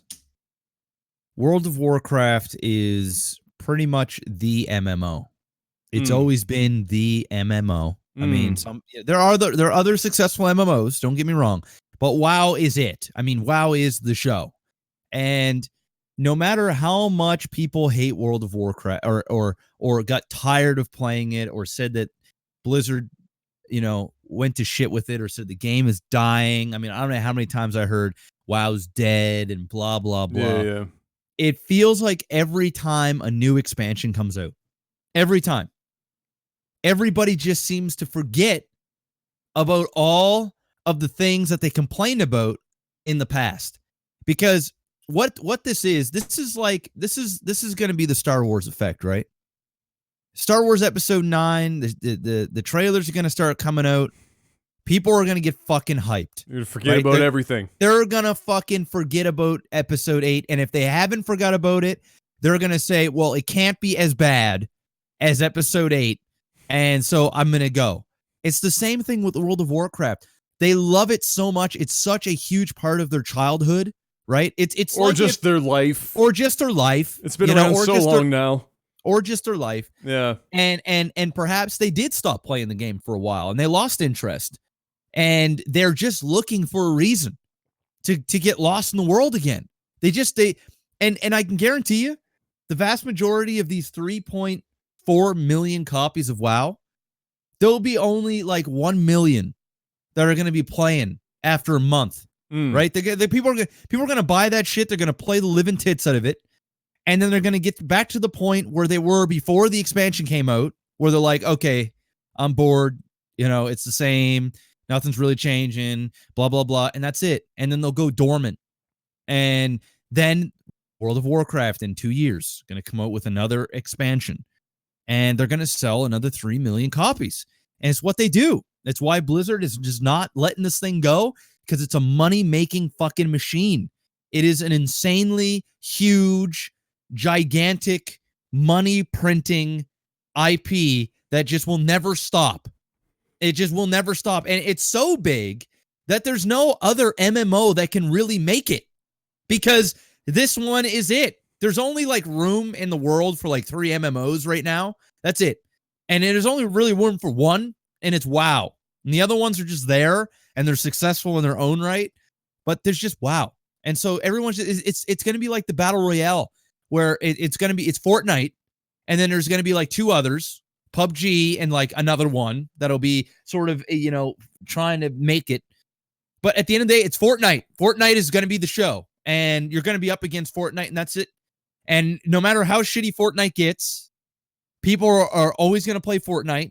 And then Fortnite will come up with some sort of expansion or some sort of add-on or some sort of new map or something. And everyone runs back. And everyone's going to run fucking there. It's going to be the next thing since sliced bread. And that's it. That's what World of Warcraft is. So I get it. I get it. Dude, it's like say for me, for example, I stopped playing StarCraft for a while, and I'm playing it again now, but I say I stopped playing for a while, and then StarCraft goes, guess what? We get another expansion. We got another expansion, boys. Oh. Well, you're going to see every StarCraft lover, ex-lover, ex-mistress come out of the fucking woodwork to buy that game on launch and play the shit out of it. Yeah. Because they love the IP. They just love the game. They might be sick and tired of the current version, but just give them a reason to spend money. And that's it. That's what WoW is, except that WoW is on the level of millions of people. And it's diehard. It's like people have put in literally a percentage of their life. Like a large, like at this point, there are a lot of people that half of their life has been spent playing WoW to some degree. WoW is 14 years old, which means if you started playing when you were 13 or 14, you have either played WoW for half or more than half of your existence on this earth. It's no different. It's no different than being brought up, believing in a certain way, right? You spend 12, 13, 14, 15 years of your parents molding you as a person. You don't know really to think for yourself. You're just emulating what your parents are teaching you, and that's not a bad thing. I mean, that's just human nature. It's what you do. It's you just go with it. But then it gets to a certain point where you get old enough, and then you start realizing, oh shit, I have my own thoughts, and I may or may not agree with this, and I start thinking about things in a different way. Well, the thing is with World of Warcraft is it's ingrained in them. It's like it becomes second nature. It's what you're used to. It's kind of like a Pepsi drinker versus a Coke drinker. You're brought up on Pepsi or Coke in your household or whatever, and you just drink it to the point that when you start tasting another competitor, you're like this doesn't taste right. This doesn't taste right. I don't like this. I don't like this. And then and the next thing you know, you see a commercial of, or you're a Coke drinker and you see a commercial of that Coca-Cola, taking a sip, and you're desensitized to every other type of marketing, man. They could, there could be there. It's like McDonald's, right? You see a McDonald's and you're like, fuck, I could really go for a Big Mac right now. But you're watching TV and you see a commercial for whatever. It could be for bottled water or deodorant or a headset, whatever, microphone. You don't give a fuck. You're just like, you want to just skip the ad. You're not paying attention to it. You're looking at your phone. But then as soon as that Coca-Cola ad runs, it chemically just does something in your brain where you've been so used to drinking it, and you have so many memories that like it brings it up. Like this feeling. It's no different for World of Warcraft players. It's what you know.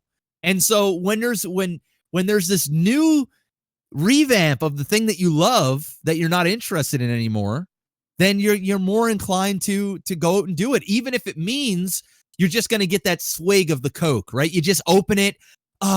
You take a drink. It's like a person that wants to smoke. They get the fucking jitters for it. They see it. Yeah. They take a puff, and it's like this. It's just this relief, but then you're like, fuck, I hate these goddamn cigarettes. Why the fuck am I smoking? Why am I drinking this pop? After 3 or 4 gulps, you're like, fuck, this tastes like shit. I remember why I fucking hate this. Right. But that's it for WoW. It's some people will just buy it just to have that moment and then just give it up. And they're like 2 weeks in and they go, wait a minute. I remember why I don't play this anymore. I like vagina. I like my job. I like my life. I'm the game is 14 years old and the mechanics are just dated as fuck and we need to stop it. Yes.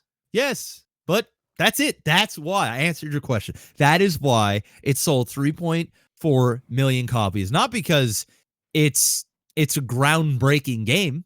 It's just more WoW. That's what it is. It's more WoW. Wild. 3.4 million copies. It's insane. Congrats to the 1.4 million people out of that 3.4 that are actually going to play this for longer than 2 weeks. Enjoy it. Get her done. EA loses, finally. EA has had a monopoly on pretty much every sports title that isn't the NBA for what feels like so long now. I can't even process it. And poor 2K tried to do the hockey thing not long ago when it had the opportunity, and that shit just bombed. They've been out of the game too long. But EA lost, finally, their exclusivity for using the PGA Tour. And so 2K immediately hopping on that shit. And instead of having to try and build an entire game from the ground up to make use of their ability to actually include courses and professional golfers, they went to it's actually, I think, a Canadian studio that made the game that's on Steam. It's called The Golf Club, and aptly named, and a much more, in terms of where it would rely on the arcade to simulation, where Tiger Woods is closer to the PGA Tour series is closer to the arcade. This is definitely making an attempt to be more towards the simulation side. So I was a little surprised by it, but they just released the 2018-2019 version of the golf club. And then 2K came in and said, all right, guys, we're getting in on this shit. And we're going to put PGA courses in the game. We can't put people in it yet because there hasn't been enough time to do that, but we can build courses out and we can use them now. So that's part of the game. And the game's reviewing really well. So hopefully, I used to love Tiger Woods PGA Tour games. Played the shit out of those games. Quite a bit of it too. Especially 2003, which is still my favorite golf game, basically, of all time. I hope that this lights a fire under some asses, get some competition, because I wouldn't mind playing another golf game again. I just, there's something about it. Yeah, Well, it can be. Yes, it can be relaxing for sure. It can also make you want to throw your controller through a window, but it is a good time. So I'd love to have more competition there. I'm glad. I think the whole exclusivity for sports stuff needs to go away. I understand that the sports industry makes lots of money when a company comes in and says, we want exclusive rights, but it really makes it kind of bland when it's one company making pretty much every fucking sports game, because whether it's good or bad, you don't really have a choice otherwise. I have two things that are unbelievably random news this week. The first thing on my list here that I've got is Onimusha Warlords is getting a 1080p or HD remake of the game. It was an Xbox game. I don't know if Onimusha was ever on the PlayStation, but it might have been at some point. Did you ever play Onimusha back on the Xbox? Is that like the Japanese game? Yeah, it's like a samurai, like a warrior samurai. Yeah. I haven't played it. I have it, but I haven't played it. Yeah, I played it and beat it when I was younger. It was one of those things I rented when, back in the day when you could still rent from places and stuff. And it was really a pretty good game. And given the popularity of stuff like, not that it's as hard as Dark Souls, but Dark Souls and the games that are coming up from, for example, the developers of Dark Souls that are a lot of heavy samurai Japanese influences. Probably not a bad time to have them come out with this, but yeah, they're apparently basically completely revamping it, HD the hell out of it, with widescreen support, the whole 9 yards, and they're releasing it on everything. So you're getting on the PC, the Xbox, the PlayStation, and the Switch. Everything's getting it. And that was one of the most unexpected announcements that I could have ever imagined. They have all the games that were going to get an HD remake. The odds of me thinking that Onimusha was going to be that game, it's pretty friggin' slim, but it's coming. I'm not excited about it. I'm just interested because I haven't played it in so long. I might pick it up just to see how well it's aged, or something along those lines. And then the other, perhaps even more random news. It's a battle between these two. Streets of Rage 4 got announced. Yeah, I saw some photos of it. Yeah, it's okay. Well, I don't know why, but this was how my experience for this was. I think I've mentioned on the podcast in the past that I would love the side-scrolling brawler to have a bit of a renaissance, because indie games are popular right now, and the pixel art generation seems to be here. Lots of games being done in pixel art form. It's not necessarily 8-bit or 16-bit or whatever. It's just pixel art. It's done in pixel style. And so to have those kind of games make a comeback, or just have somebody be able to pick up an IP and just have a little fun with it, seemed like it made sense. I did not expect it to actually happen. However, they're not doing it in that style. They're doing it in some cheap-ass bullshit mobile cartoon looking thing. And so my first thought was, I see this, I went, excuse me? Then I got excited because I was like, Streets of Rage is fucking dope. Clicked on it, saw this animation. I was like, all right, it's not really feeling like Streets of Rage, but the animation's done pretty well. The music isn't as good as the old stuff either. Probably not the same composer. They should probably try and lock that guy down. Whatever. It still looks good. Still hype. I'm seeing Axel. I'm seeing Blaze, or whatever her name is. I think it's Blaze. No Skate that I saw. I didn't see Skate. I didn't see What was the really big guy's name? Wasn't it? Was it Adam? It might have been, but like, or Max. I don't Max. remember. I think it might have been Max. Anyway, I think Adam was another character, but Max was like the big wrestler dude. Only two of them. Only Axel and Blaze or whatever her name was, and then they showed the gameplay segments, and I immediately turned off. Yeah, it doesn't look good. All of my hype drained instantaneously. It's all gone. It doesn't look good. It doesn't look like Streets of Rage. No, it doesn't. Even a little bit. Yeah. It represents zero of what pretty much anyone. When I went and I looked at comments and stuff, I was seeing people that were excited that it was a project happening, but they were the type of excited where they were still hoping that despite the fact that this project's obviously already started, that they were going to somehow get the composer from the original games that did fire fucking tracks for the original titles to come do it. You know that's not going to happen. And then number two was everyone saying, why is the art style like this? You know, maybe they'll change it up. Maybe it's still early enough to change it. That's not going to happen either. So I think what little positivity is surrounding this is not going to last for very long because it doesn't look like Streets of Rage. And it's a shame. It's a shame because I was ready for it and now I'm not so ready for it. So disappointing to say the least. I would have loved to have some more honest to God Streets of Rage in my life. Somebody dredged up. We talked about the PlayStation 5 last week. Somebody dredged up, apparently, that there's a little line in the Unreal 4 engine that just got discovered, whether it was added recently or otherwise. And it was making reference to a platform called, like a codename Erebus. And the rumor is that is the codename for the PlayStation 5. And so there are games being developed for the platform on Unreal 4 for PlayStation 5. So it makes sense. I could understand why that would be the case. It also seems to lend itself to the idea that the PlayStation 5 is closer than people might have thought. Maybe the end of 2019 isn't as far-fetched as people had once thought, and at least 2020. But we will find out. I don't know what else that would be. Like it's not Xbox. It's not Xbox almost with certainty. And the only other console would be Chrome or Google's, and that's really unlikely. So it's probably the PlayStation 5. So maybe we are in fact going to see some crazy announcement next year at E3 where PlayStation shows up. How crazy would this be?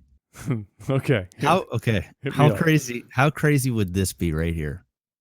The PS5 gets or the Xbox, one of the two, it doesn't matter. The Xbox, whatever they're going to call this, the Xbox fucking whole, the Xbox fucking 480, I don't know what they're going to call this thing. 480p. It's probably just going to be called the Xbox, but who knows? God only knows. Or Box X.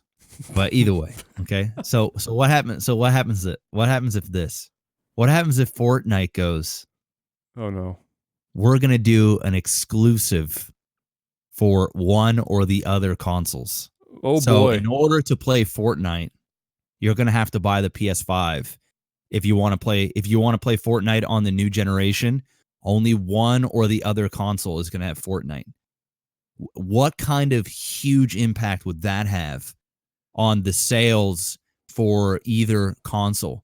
Because that would be like, what happens if Xbox gets an exclusivity deal with Fortnite?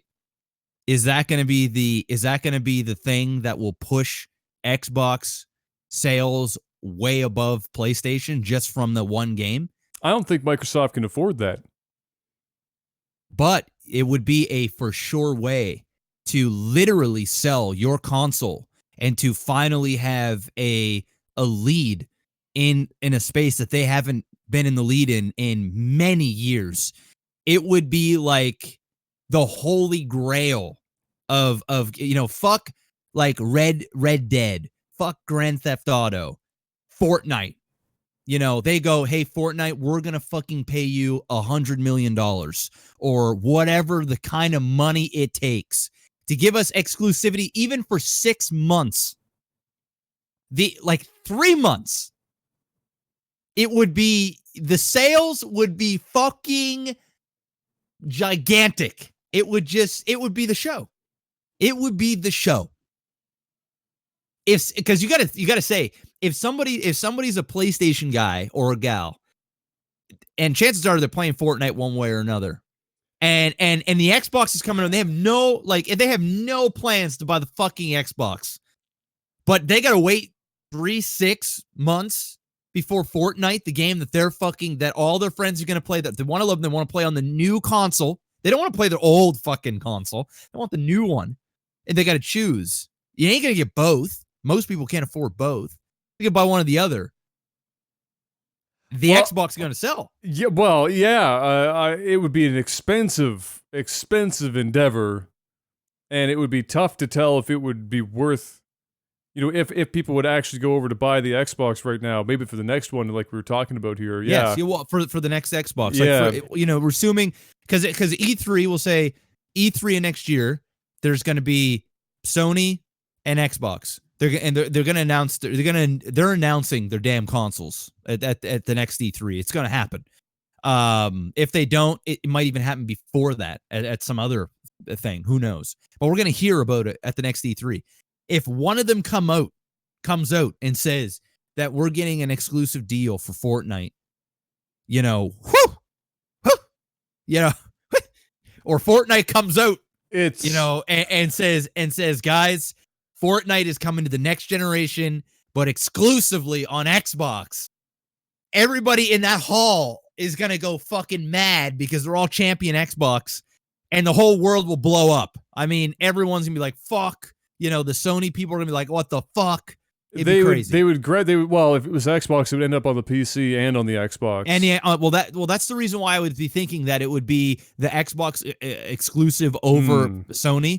Because they're going to be on the PC regardless, right? So if there's going to be an exclusive deal, it would likely happen there opposed to over there. Like not on the Switch, not on Sony, Xbox. Well, obviously, I think it would be big for them. I think it would sell consoles for sure, but I don't think they would ever do it. I don't think Microsoft would do it, and I don't think Epic would even field the idea.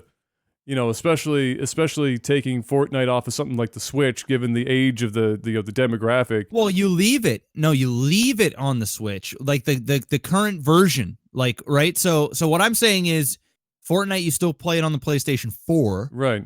And you still play it on the Nintendo Switch. So I guess you can't really take it off the Switch. So the Switch is going to be the Switch because it's not a new version. You're just saying getting it away from Sony. Getting it away from Sony for the next generation console. So, if you want to play Fortnite on the PS4, you go ahead and play the Fortnite on PS4. Or if they went even crazier with it and said, Fortnite is no longer going to be available on these consoles anymore, and now we're going fully exclusive with Microsoft. I can't see that happening because that's just crazy. Yeah. But I could see them for the next generation. If, I shouldn't say I can see them, but I'm just asking, seeing your opinion, if you think it would make a huge difference. Oh yeah. If they could get exclusivity, even if it's just a short period of time. A short period of time. Absolutely. I mean, yes. Yes. Fortnite is enormous. It's the biggest game in the world. If they lock down any kind of exclusivity, it's gonna provide them benefit, right? It's even if they had time exclusives to content releases within Fortnite, it would be a big thing. And PlayStation, Sony is in this weird spot where they don't want crossplay, but everyone else does. Exactly. And so like Bethesda's already poking around, and they're not using their big games to threaten, but they're already talking to Sony and be like, Sony, get your head out of your ass. Yep. Or we're gonna pull like Elder Scrolls Legends, I think is the game that they threaten. Who gives a fuck? But it's the idea. Imagine Fortnite. Imagine going, oh, okay. Well, Fortnite or Fallout 76, right? Like exactly. for Bethesda, it'd be like, all right, well, tough shit, Sony. If you're not going to have crossplay, well, then fuck that. We're just going to take our ball and go play over here. Even as something as simple, like I think even would make a difference. even if it was as simple as a game mode Yeah. or a promotional gameplay for a period of time on the Xbox, kind of like what they did with the Avengers thing with the Infinity Gauntlet and Thanos. If they said, for exclusively only on Xbox, Yeah. for a period of time during this console release, I think that in itself would make a huge difference. Let alone just full exclusivity. Yeah. Even if there was just small little things that were exclusive to the Xbox, I think that would be a really like genius marketing. And if they don't have those exclusive games, those just for Xbox original IPs that are coming out, say if it's Halo or whatever Xbox going to come out with, if they just lock down something like Fortnite, that might be enough just to sell consoles right there and take the lead for the first time and make headlines. I mean, and then snowball from there. Let me see what. I just want to check something real quick.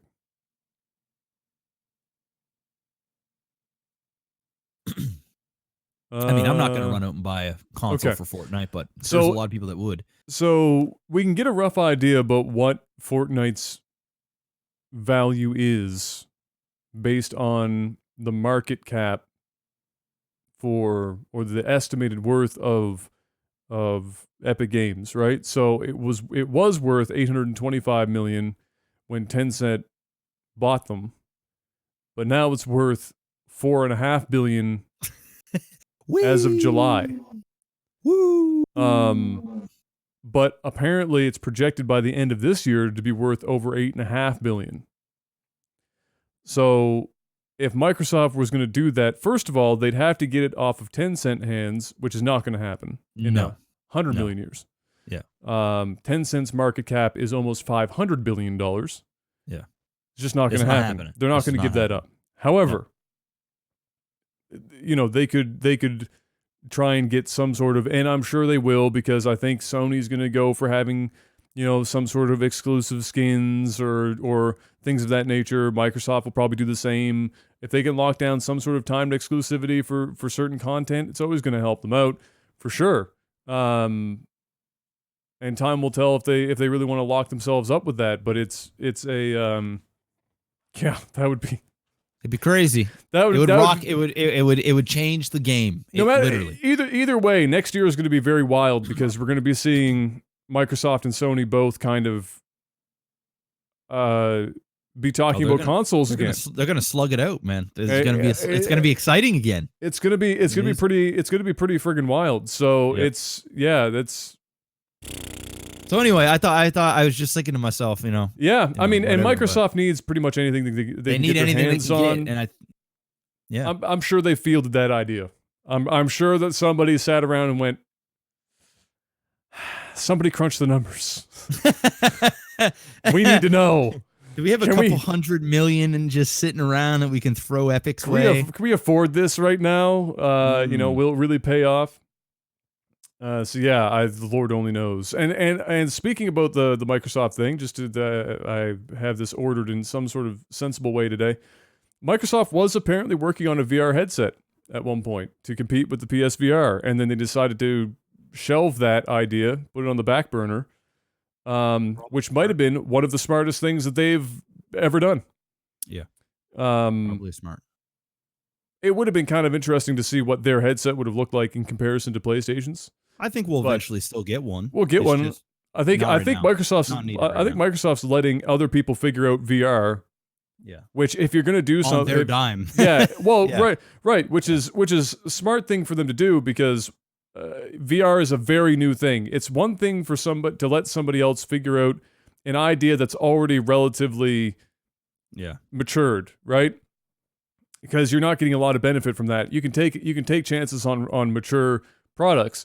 But if you're gonna let somebody else figure out all the pitfalls of developing a VR headset in the gaming market, you might as well let other people do it and then just come in if the market's actually hot. And as it turns out, it's not hot. It's not hot. It's not hot. No, it's ice cold.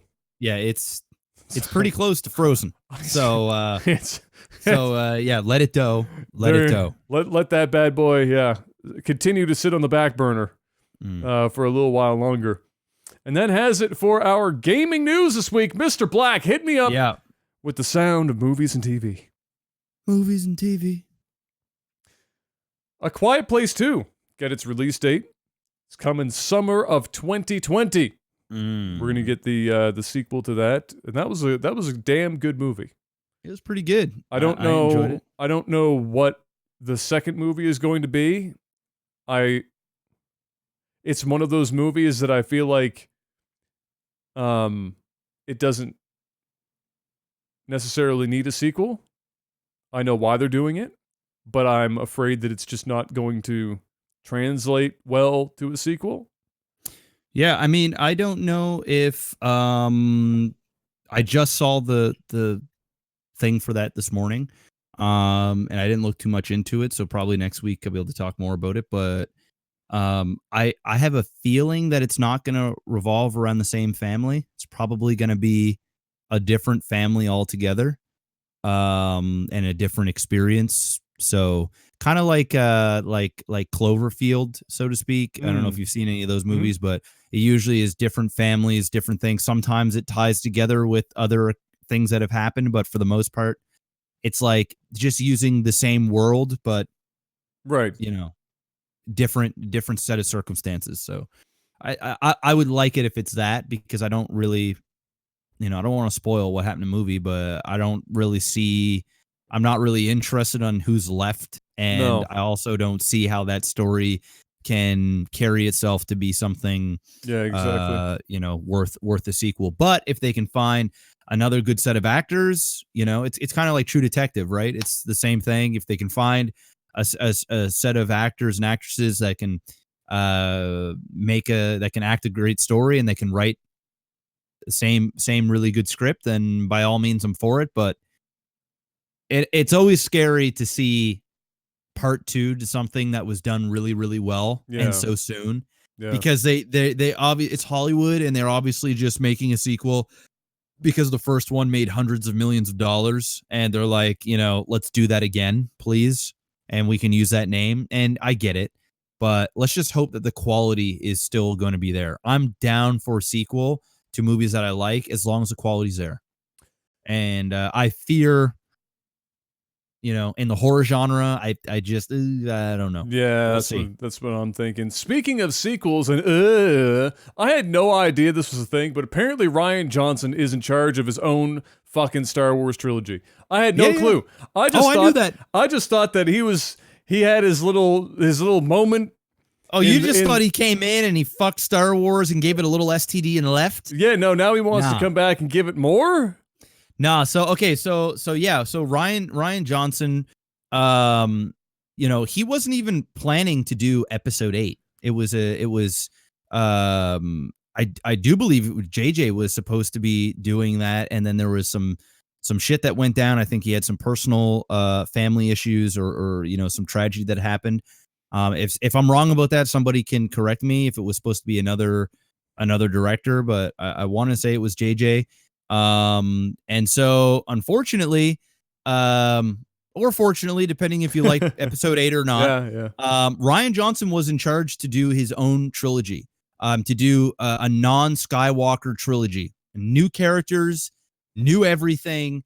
And people were really excited about that because Rian Johnson, as he proved, he can make a beautiful looking film. There's no doubt about that. I mean, episode 8 looked great. It looked amazing. But story wise, he's the type of director that likes to stir things up, and he's not sort of conventional. Like he does his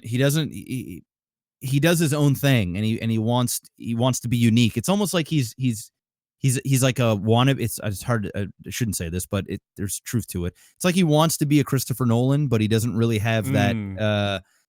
He doesn't have, I guess, that level of vision or talent, in my opinion. Christopher Nolan can make a good-looking movie that also has a story. Exactly. And really Christopher Nolan's problem is himself a lot of the times. Like he comes off a little pretentious sometimes, and he gets kind of in his own way, but still a great filmmaker. Rian Johnson's really no different. He can make some really good films, and I'm actually excited for his own trilogy because I think the main reason why people didn't like episode, or the ones that didn't, is because he just deliberately came in and fucked with the formula that everybody loved and characters that they loved for the sake of fucking with them, right? It wasn't that it was, in my opinion, a bad Star Wars movie because I loved everything that was Star Wars before that, you know, besides prequels, but the characters and stuff like that. I love that world, and I still loved Rian Johnson's world. I just hated the direction that he took certain characters. And, you know, that was that I think that's the main reason why it failed in a lot of people's eyes.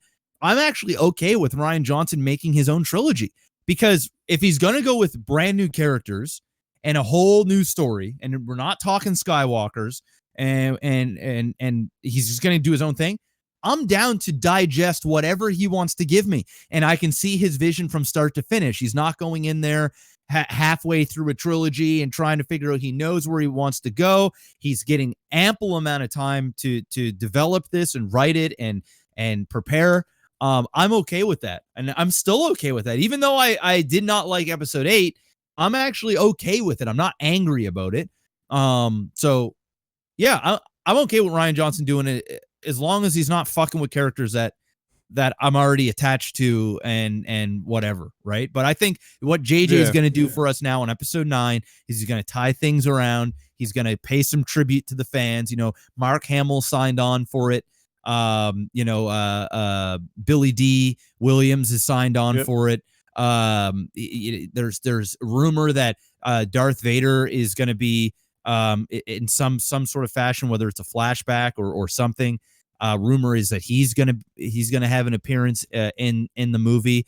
He's staying true to Princess Leia, and he's using footage that was filmed in episode 7 and 8, and not using some other actress or using some sort of weird face thingy going on, CGI thing.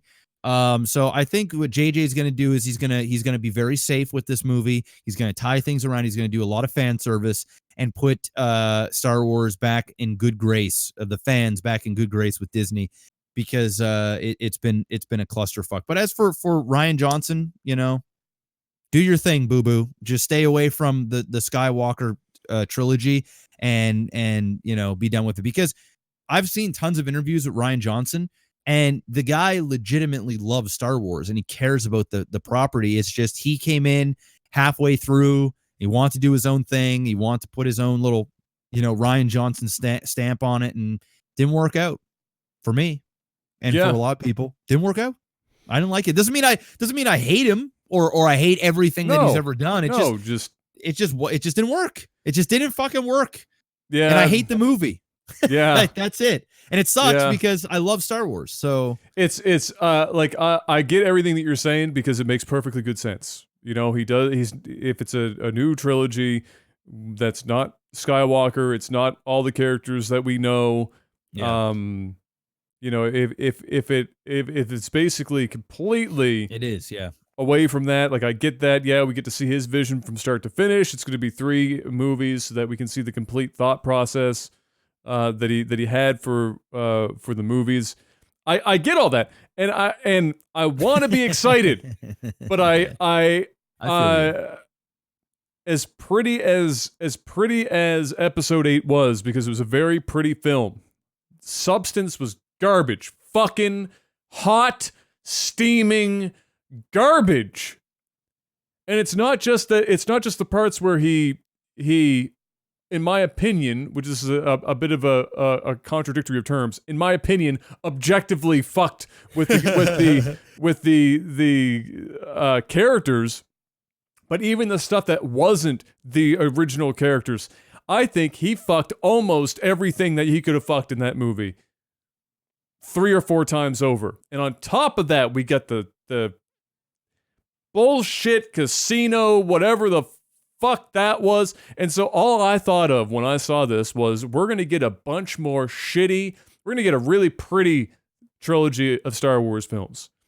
And he's going to, despite the fact, despite the fact that it's not with the main characters, or it's not a Skywalker film, they're still going to reference that shit, because if you don't, people aren't going to care as much. It's just kind of the fucking way it goes. Even the stuff that isn't mainline Star Wars films, they still have to tie it in to that universe somehow, because you have to keep people, Yeah, of course. on board with that investment in that original universe. So that's going to be there. And I just feel like we're going to get 3 movies of the casino, and that's bad.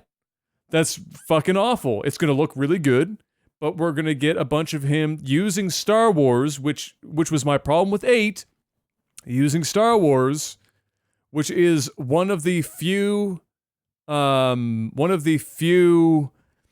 properties in film that can get away with sticking to a certain formula, because that's what people want to see, and how they lose themselves in the movie is because they had that expectation, and there's that nostalgia factor, whether it's the old characters or not. If it follows the formula, you still feel like you're in that Star Wars universe, and then push a bunch of Rian Johnson socio-political fuckery in there, and that's garbage. I don't want to see it. So if he does that, I'm checked out after the first movie. I don't give a fuck.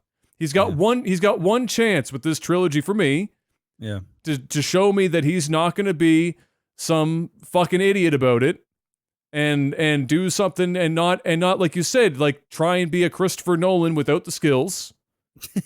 Because I agree that's I don't even think I also think that Christopher Nolan even overreaches sometimes with what he does, but fuck that shit. I don't want to see it. So if he's got one movie to impress me, I'm not going to give him all that money for a trilogy if after the first movie, I can just see it in my mind. I can see it. We'll get like 45 minutes in, and we're going to get some white knight fucking social justice commentary shit.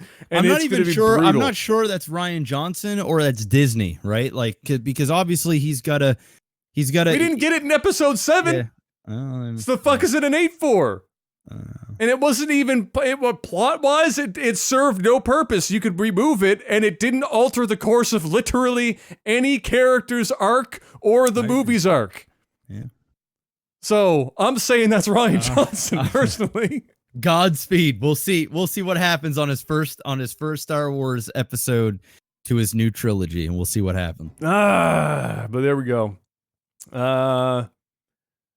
This was something that was an experience for me this week. So, randomly popped up in my timeline, but I saw somebody, some publication mentioned that there was this media streaming service that had added, it's called like Nick Splash or Nick Splat. That was it. Which was a selection of, Nickelodeon, like OG Nickelodeon cartoons and TV shows to their streaming service. We're talking shit like Doug and Wild Thornberries and Some old school shit. like some old school shit. And they even have some of the old game shows on there. Are You Afraid of the Dark was on that list. Like some good shit. And it was like the first wave. I expect that there will be more of, because there's so many good Nickelodeon shows. And so I was like, that sounds like fire. I need, and it was Doug, but it was Nickelodeon's Doug and not Disney's, coincidentally. Disney's shit fucking destroyed Doug that happened. I was all excited. So I go and look this thing up. Apparently it's been around for a while, and it's a joint effort between Crunchyroll and Funimation. And you would know at least what Funimation is, because it's who does the dub for Dragon Ball Z. So, and it's who they do dubs for a lot of shit. Like, they're the go-to North American, I guess, or English dub for a lot of anime. So, their parent company and those two, they're working together. So, it's their kind of project. And it has a bunch of channels, I end up finding out. And for, it was like for $10 a month, you get Crunchyroll, you get Funimation, you get this Nick Splat, you get a bunch of this other stuff that's kind of like some peripheral, oddities. There's some gaming stuff in there as well, like who was the fucking red versus blue guys? Rooster Teeth. So there's like some Rooster Teeth shit in there. Like, there's a whack of stuff. Geek and Sundry is in there. A bunch of things. And I was like, this is pretty fucking dope. So I straight up got on my VPN and I hopped on that bad boy, and I may or may not have watched an episode of Are You Afraid of the Dark and some Doug. Dude, which was Are You fire. Afraid of the Dark is awesome. And they're going to be, what's next year? I think next October, Are You Afraid of the Dark comes back. Is it Are You Afraid of the Dark or Goosebumps? Goosebumps is coming, but Are You Afraid of the Dark is coming too. And I do believe it is Stephen King. And I don't know if it was M. Night Shyamalan who's doing the Are You Afraid of the Dark stuff, or it was the Goosebumps stuff. But I know it's like the same writers of Annabelle, and those lines of movies like from The Conjuring and stuff that are writing for Are You Afraid of the Dark. So it's supposed to be like an updated, scary version of Are You Afraid of the Dark. I mean, Are You Afraid of the Dark was scary for back in the day when you were a kid. But when you were a kid, obviously it's a little goofy now. But yeah, no, it's like Are You Afraid of the Dark is it's coming. Like that's awesome. Next year. That's awesome. So yeah, they got that, and I thought it was pretty sick. It's called VRV. Again, is a weird name. It probably stands for something. I have no idea what it stands for, but yeah, VRV. And yeah, it was good. The video quality was great. It's one of those automatic, based on your screen size. If you're full screen or whatever, it will just show you on your connection your best possible quality. But it looked really good. Anime looked fantastic on it. Are You Afraid of the Dark was looking good. Doug was good. I just listened to the Doug sound, the opening theme of Doug like 5 times in a row because it's absolute fire. But one of the most fun things I had on the site was the name generator. They have a name generator for your account, and just random. You could just keep clicking it. It just keeps coming up with new shit. And honest to God, I was laughing my ass off some of the combinations this fucking name generator was coming up with. And eventually, I could have picked one of. I wish I wrote some of them down. And as it was happening, I almost thought about writing them down and tweeting it out because some of these names were so fucking good. But the one that I ended up choosing was my name. My name on VRV right now is Flaccid Karate. Which is a fantastic. I might even use that in a video game. Flaccid Karate. I don't even know what that means. It's just really limp ass, weak shit karate. I guess some weak karate, some flaccid ass karate. So that name generator alone was worth my time. But yeah, like $10 a month. So if you're into, not that I'm getting paid for this shit, but if you're into anime, whether it's dubbed or subbed, and you like, I don't know, Nickelodeon shit that might get added to in the future, $10 a month's not bad. There's a lot of anime to be watched between Funimation and Crunchyroll. There's a lot of shit going on there. So definitely worth checking out. Or just create a free account and have a memey good time with the name generator. Because I think it's worth it all the same. You should go check it out. Oh, VRV is pronounced Verve. There you go. Yeah, that marketing team failed on that one. Sorry. Mr. MaximusBlack. Yeah. Do you have anything else for movies and TV?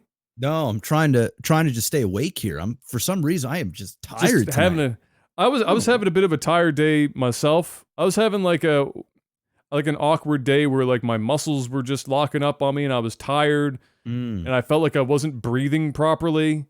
Like everything was just super tight. Well, I was breathing properly, but it felt like, you ever have a day where you feel like you can't get a full breath? Yeah. That was the kind of day I was. So I was yawning more because I felt like I wasn't getting a full breath. You know, if you feel like that, you end up yawning 1,000 times more because your body's like, open your mouth fucking wide and breathe. God damn it! Like that's where my body was today. So speaking of yawning, so no, I'm right there with you. Well then in that case, hit me up with a little tech support. Tech support. Let's see what we got here. Oh, well, we don't have like 1,000 questions this time, so that's good. That shortens the list considerably. Last week was a bit wild for that. I don't even know how this is being how we're supposed to interpret this, but I'll ask it anyway. This comes in from Mr. Chili's. Chili's. Or Mr. Chili Z, I should say, probably is what he wants to go for, given how this is all written out. Brand new supporter. Oh, thank you, sir. At the $10 level, let's go. Let's go, man. Thank you. question is, do you have any teacher or people gone wild story? So I don't know if they're in like some sort of sexual context here, or just they lost their minds, or what. I have no idea what context we're supposed to roll with on this one, but do you have anything for that? Not really. Like I remember in high school we had a teacher that was an alcoholic. He was a science teacher, and he I like, it's kind of mean to think about now, but people would like make fun of him and shit because he lost his license. Yeah. Like at one point he had like the breathalyzer shit in his car, like a legit like fucking machine, like a weird thing all hooked up in his car, and he'd have to like do, blow into the thing before he would get into his car and shit or something. But then there was like one time he just ended up losing his license, like flat out. And then people ask him like where his car was, and he'd make up excuse, or he'd get drives in with other teachers, and people would like talk shit. But I think the reason why people talk shit also is because the teacher was also like kind of cool as fuck too. Like he first day of school, like he'd be fucking drunk, or like he'd just be like you could tell he'd be drinking. He'd have like a flask, and he would drink. And then we had those burners, the Bunsen burners. The Bunsen burners. Yeah, that's yeah. it. And I remember one time he, I don't know if he was drinking or not. I mean, we always assumed he was drinking. It was either that or he was just like constantly acting like he wasn't normal. But we asked him, we were like, what does those things do? And he's like, oh, you want to see? We're like, yeah, I want to see.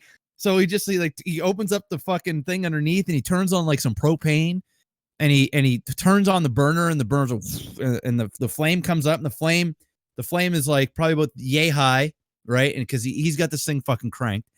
And then he went up into this drawer, and then he had these salts, and he brought out these salts, and then he was like, all right, boys, different colors and shit. Yeah, he's like, all right, class, time for some magic or whatever. I don't know what he was saying, but he wasn't. This was like all impromptu. Like it was like he was excited. He was just chilling there. We were all sitting there doing regular ass work, just fucking chilling. He's sitting at his desk, just probably looking miserable. And then some random kid just asked him like about the shit, and he just got up and he was like, "Oh yeah," and he was like, he was excited to do something. So he went up and got all this stuff, and he just started like just fucking like sprinkling just shit, just throwing it at the fire, and we'd be like red and then green and then fucking blue, and then he'd throw two of them together, and it was like blue green, which was making like a fucking yellow or whatever. I don't know, but it was cool. So that's the only, and it's not even a crazy story. He was just like a crazier teacher. Like he wasn't like your standard teacher. Like he was. It's funny too to really think about this. Like I don't know how old he was. He was definitely like middle aged, probably in like his 40s or early 50s. But it's funny because when I was in high school or junior high, specifically high school, and say like grade 10, grade 11, we'd have teachers, or we'd have substitute teachers that would come in, and these teachers would be like younger than we are now.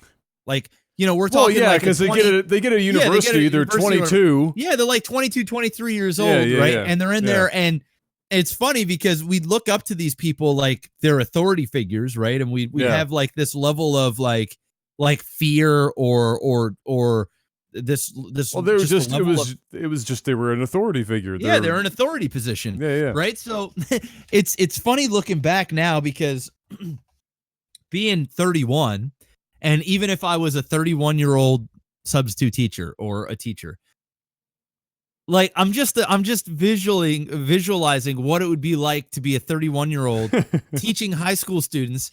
And then just like when they leave the class, like the shit that you're saying behind their back, like this little fucking shit, or like, just talking to your friends when you get home, and like this little fucking cocksucker in my class won't shut the fuck up with his buck teeth, and he wears his fucking stinks, and need to put on deodorant and shit. Like because that's just like how most young people are. Like they just the teacher's lunchroom talk. It's just funny just to think about that, because like as a kid you don't really think that teachers are like that because you just assume they're adults and Oh no, they're all definitely just show like up to that. work and they go home and they just mark their things. and Yeah. They go to bed at a good time and they wake up. It's like they're human and they're young and they don't give a fuck.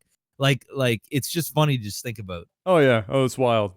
No, I don't know if I have. I mean, I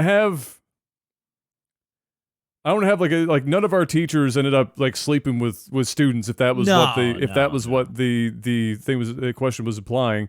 Yeah. We definitely had some attractive teachers though, for sure. Like in junior high, we had, she was a French teacher and a math teacher.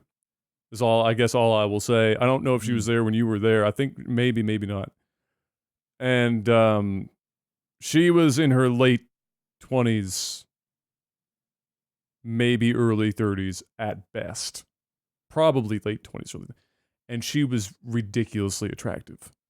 She was tall, dark hair, big, thick, dark hair, head of hair, and she wore fucking hooker boots on the daily. Amen. Like those up to the knee leather boots. Yes. On the daily, and they were heeled. Yes. And she'd wear like leggings and then like a skirt. Yes. And into these boots. And she was put together. She was put together, and all the guys had a fucking crush on her because she was this French-speaking, super attractive, late 20s, wearing friggin' hooker, like. Merci beaucoup. Hot damn. Allez toilette s'il vous plaît. So there's that. At the very least, it was impressive. That's really voted. I can't think of any other teachers. So there was that, and then she got married and pregnant, and everyone was like, "Well, you know, ruined." Yeah.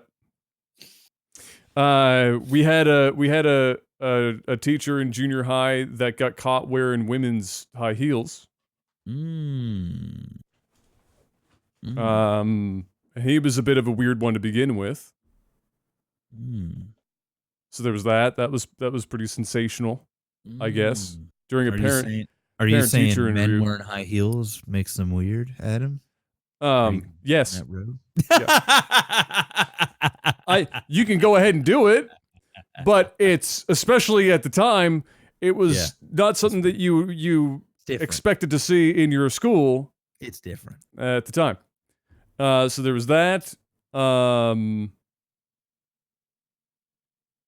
What else? There's definitely more. Let's move on to the next question. We've already answered. We've already given a bunch of different things, and yeah, that's true. I am struggling. I know you're struggling. I'm struggling. I love you guys, but we're at almost 2.5 hours. Let's see. All right, we're gonna go with pulsating, ripe, developing titties question. Yeah. $10 lifetime. It's just a novelty account. Probably fucking Mr. Miyagi or some shit. You are transformed back to your teenage self and allowed to relive your teen life growing up in the world of a TV show. Which TV show do you pick and why? It's not Degrassi because we all know Drake got shut up. Yeah, but look where he's at now. Yeah. Started from the bottom, now here. Now he's here. Yeah. TV show, man. Man, can I go with Dragon Ball Z? Like, can I? I guess, yeah. I mean, I guess I'm gonna go with Dragon Ball Z. I'm gonna try and stay in the realm of not animated, but you can definitely go for.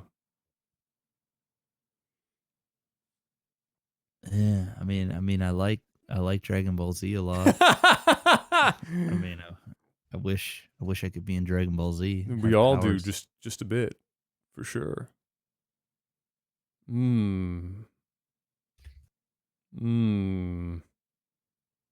If I had to pick a regular show, just because I've watched it a lot in the last little bit, I would pick the '70s show. Oh, that's yeah. Okay. Just to live in the '70s and just to be part of that era, and it was, it's a cool show, it's a fun show. I'd probably go with that. There you go. It's a good pick. Yeah. I'm gonna go with something that's like, I'm gonna go. It's obscure. I don't know how many people even know what the show is. And then also, it still works because it would be the same. It would be the right age group for what was like on the show. They're in that. I think it was high school or junior high, one or the other. I think it was high school. It's a show called Radioactive, and it's a teen. It's the one with special powers, is it? no, nothing No? special Okay. powers about it at Oh, all. okay. It's actually centering around a group of kids that are just at this high school or whatever, but they're part of the radio station for the school. Like the school has like its own in-house radio station, and it's Yeah, I called was part of that Radioactive. at ours too. Yeah. And it was a YTV show, Mhm. and I liked it. It was like it was really well done. The characters were good, and it was like a good like normal ass kind of fun environment. The teachers were honestly, it reminded me a lot of our high school, where we had a lot of lax teachers that were still good role models. They weren't like strict assholes unless they absolutely needed to be. They were still pretty friendly with the kids in terms of just being a friend or whatever when it made sense to be so, like that kind of environment, and it reminded me of that a lot. So I guess I'll go with that. And the school was run down and looked like shit, so just like ours, Sweet. ghetto as fuck. Cool. So yeah, Radioactive. I don't know if we have any other ones here to do real quick. Let's see if we do one more. Yeah, let's get one more in there. Squeak one more in here. Let's see.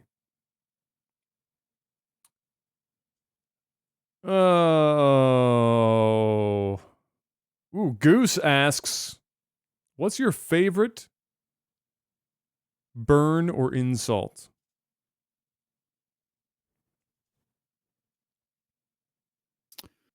Burn or insult? Man, I don't know. I have a couple that I enjoy. One is one that my grandfather used all the time. When somebody wasn't very intelligent, he'd say they were sharp like a beach ball, which is That's the opposite of sharp. exactly. That's the joke. Yes. Is that you can't really get any less Yes. sharp than a beach ball. So sharp like a beach ball. A classic that's been around for a long time is take a long walk off a short pier. Is a good one. There's something about how Gordon Ramsay calls somebody a fucking donut that nobody else can pull off, but when he says it, it sounds like a burn. If I called somebody a fucking donut, I sound like an idiot. But if Gordon Ramsay calls you a donut, you feel bad about yourself. And it's something about how he says it. So, my that's favorite insult is just pretty much straight to the point. It's suck a fat dick. Like that. I love it. I just love it, man. There's something about it that's just straight. Just suck a fat dick, bud. That's pretty much. It doesn't get any better than that. There's no hidden message. There's no punning. There's no ironic like fucking substance to it. It's just suck a fat dick, bro. Yeah. Like and you just there's probably nothing fun about sucking a fat dick. No. So even if you like it. Even if you like it, it's probably just uncomfortable. Uncomfortable and just it's there and it's just that's just one of the best insults you can give somebody. And it usually just means so much. Like you're just not like suck a fat dick. It's just like suck a fat fucking dick, man. And it's just like, God damn, bro, really? You went there? Like shit. Okay. Fuck. Right? There's no beach balls. There's none of that stuff. It's just to the point. There's no beach balls. There's no beach balls, right? It's just to the point. I like it. That's it. Gotta add the bud in there for extra Canadian. That's right. Suck a fat dick, bud. Bud, suck a fat Just dick. suck a bud. fat fucking dick. I also like this one that's popular in hockey. It's calling somebody a fucking meat stick, Mm. which is essentially, they might be jacked or whatever, but they're you're just dumb as a piece of fucking meat. You're post. just a dumbass. You're You're just, just a big dumbass. fucking piece of meat Just a stick. fucking meat stick. You're a fucking meat stick, bud. Absolute meat stick. Suck a fat dick, meat stick. Or suck my fat meat stick. Oh my god, Bud. Yeah, bud. All right, bud. So there you go, All right. ladies and There gentlemen. it That's is. the end of another Tactical Alpha podcast. Bud, we'll be Okay, back. We'll be back next week. Yes, sir. Next week, same time, same place, with beach balls and meat sticks. Mm. Let me hit up this end screen. No, it's not updated. Why are you asking? Let me head on over to the Patreon page here and check this out. Patreon's got some weird analytic stuff on the back end now. It's like they're looking for things to do. They just start coming up with shit. I don't know what they're trying to do. Shoutouts to Jetrix, Postal Panda, Matt M, Chico, Toad of Steel, Black Jimmy, Jamaican Jazz, Adam B, Derek P, Martin K, Soft Shoe, Sam R, Gamecock Toss, just because your name is fun to say, and several others. Will, Saren, Richard C. There's a bunch of you. Nick Winters, you know what's up. Hunter, there's too many of you. Pretty soon, there's actually going to be so much money that's floating through here, it's going to be hard to start calling people out. You're all gods. Thank you so much. All of you. Thank You're you a bunch so of much. legends. Head on over to Technical Alpha's Patreon page at patreon.com/Technical Alpha if you want to join in and support the show. We'd greatly appreciate it. And that's going to be it for this week. So once again, thank you very much for watching and listening. And until next time, peace.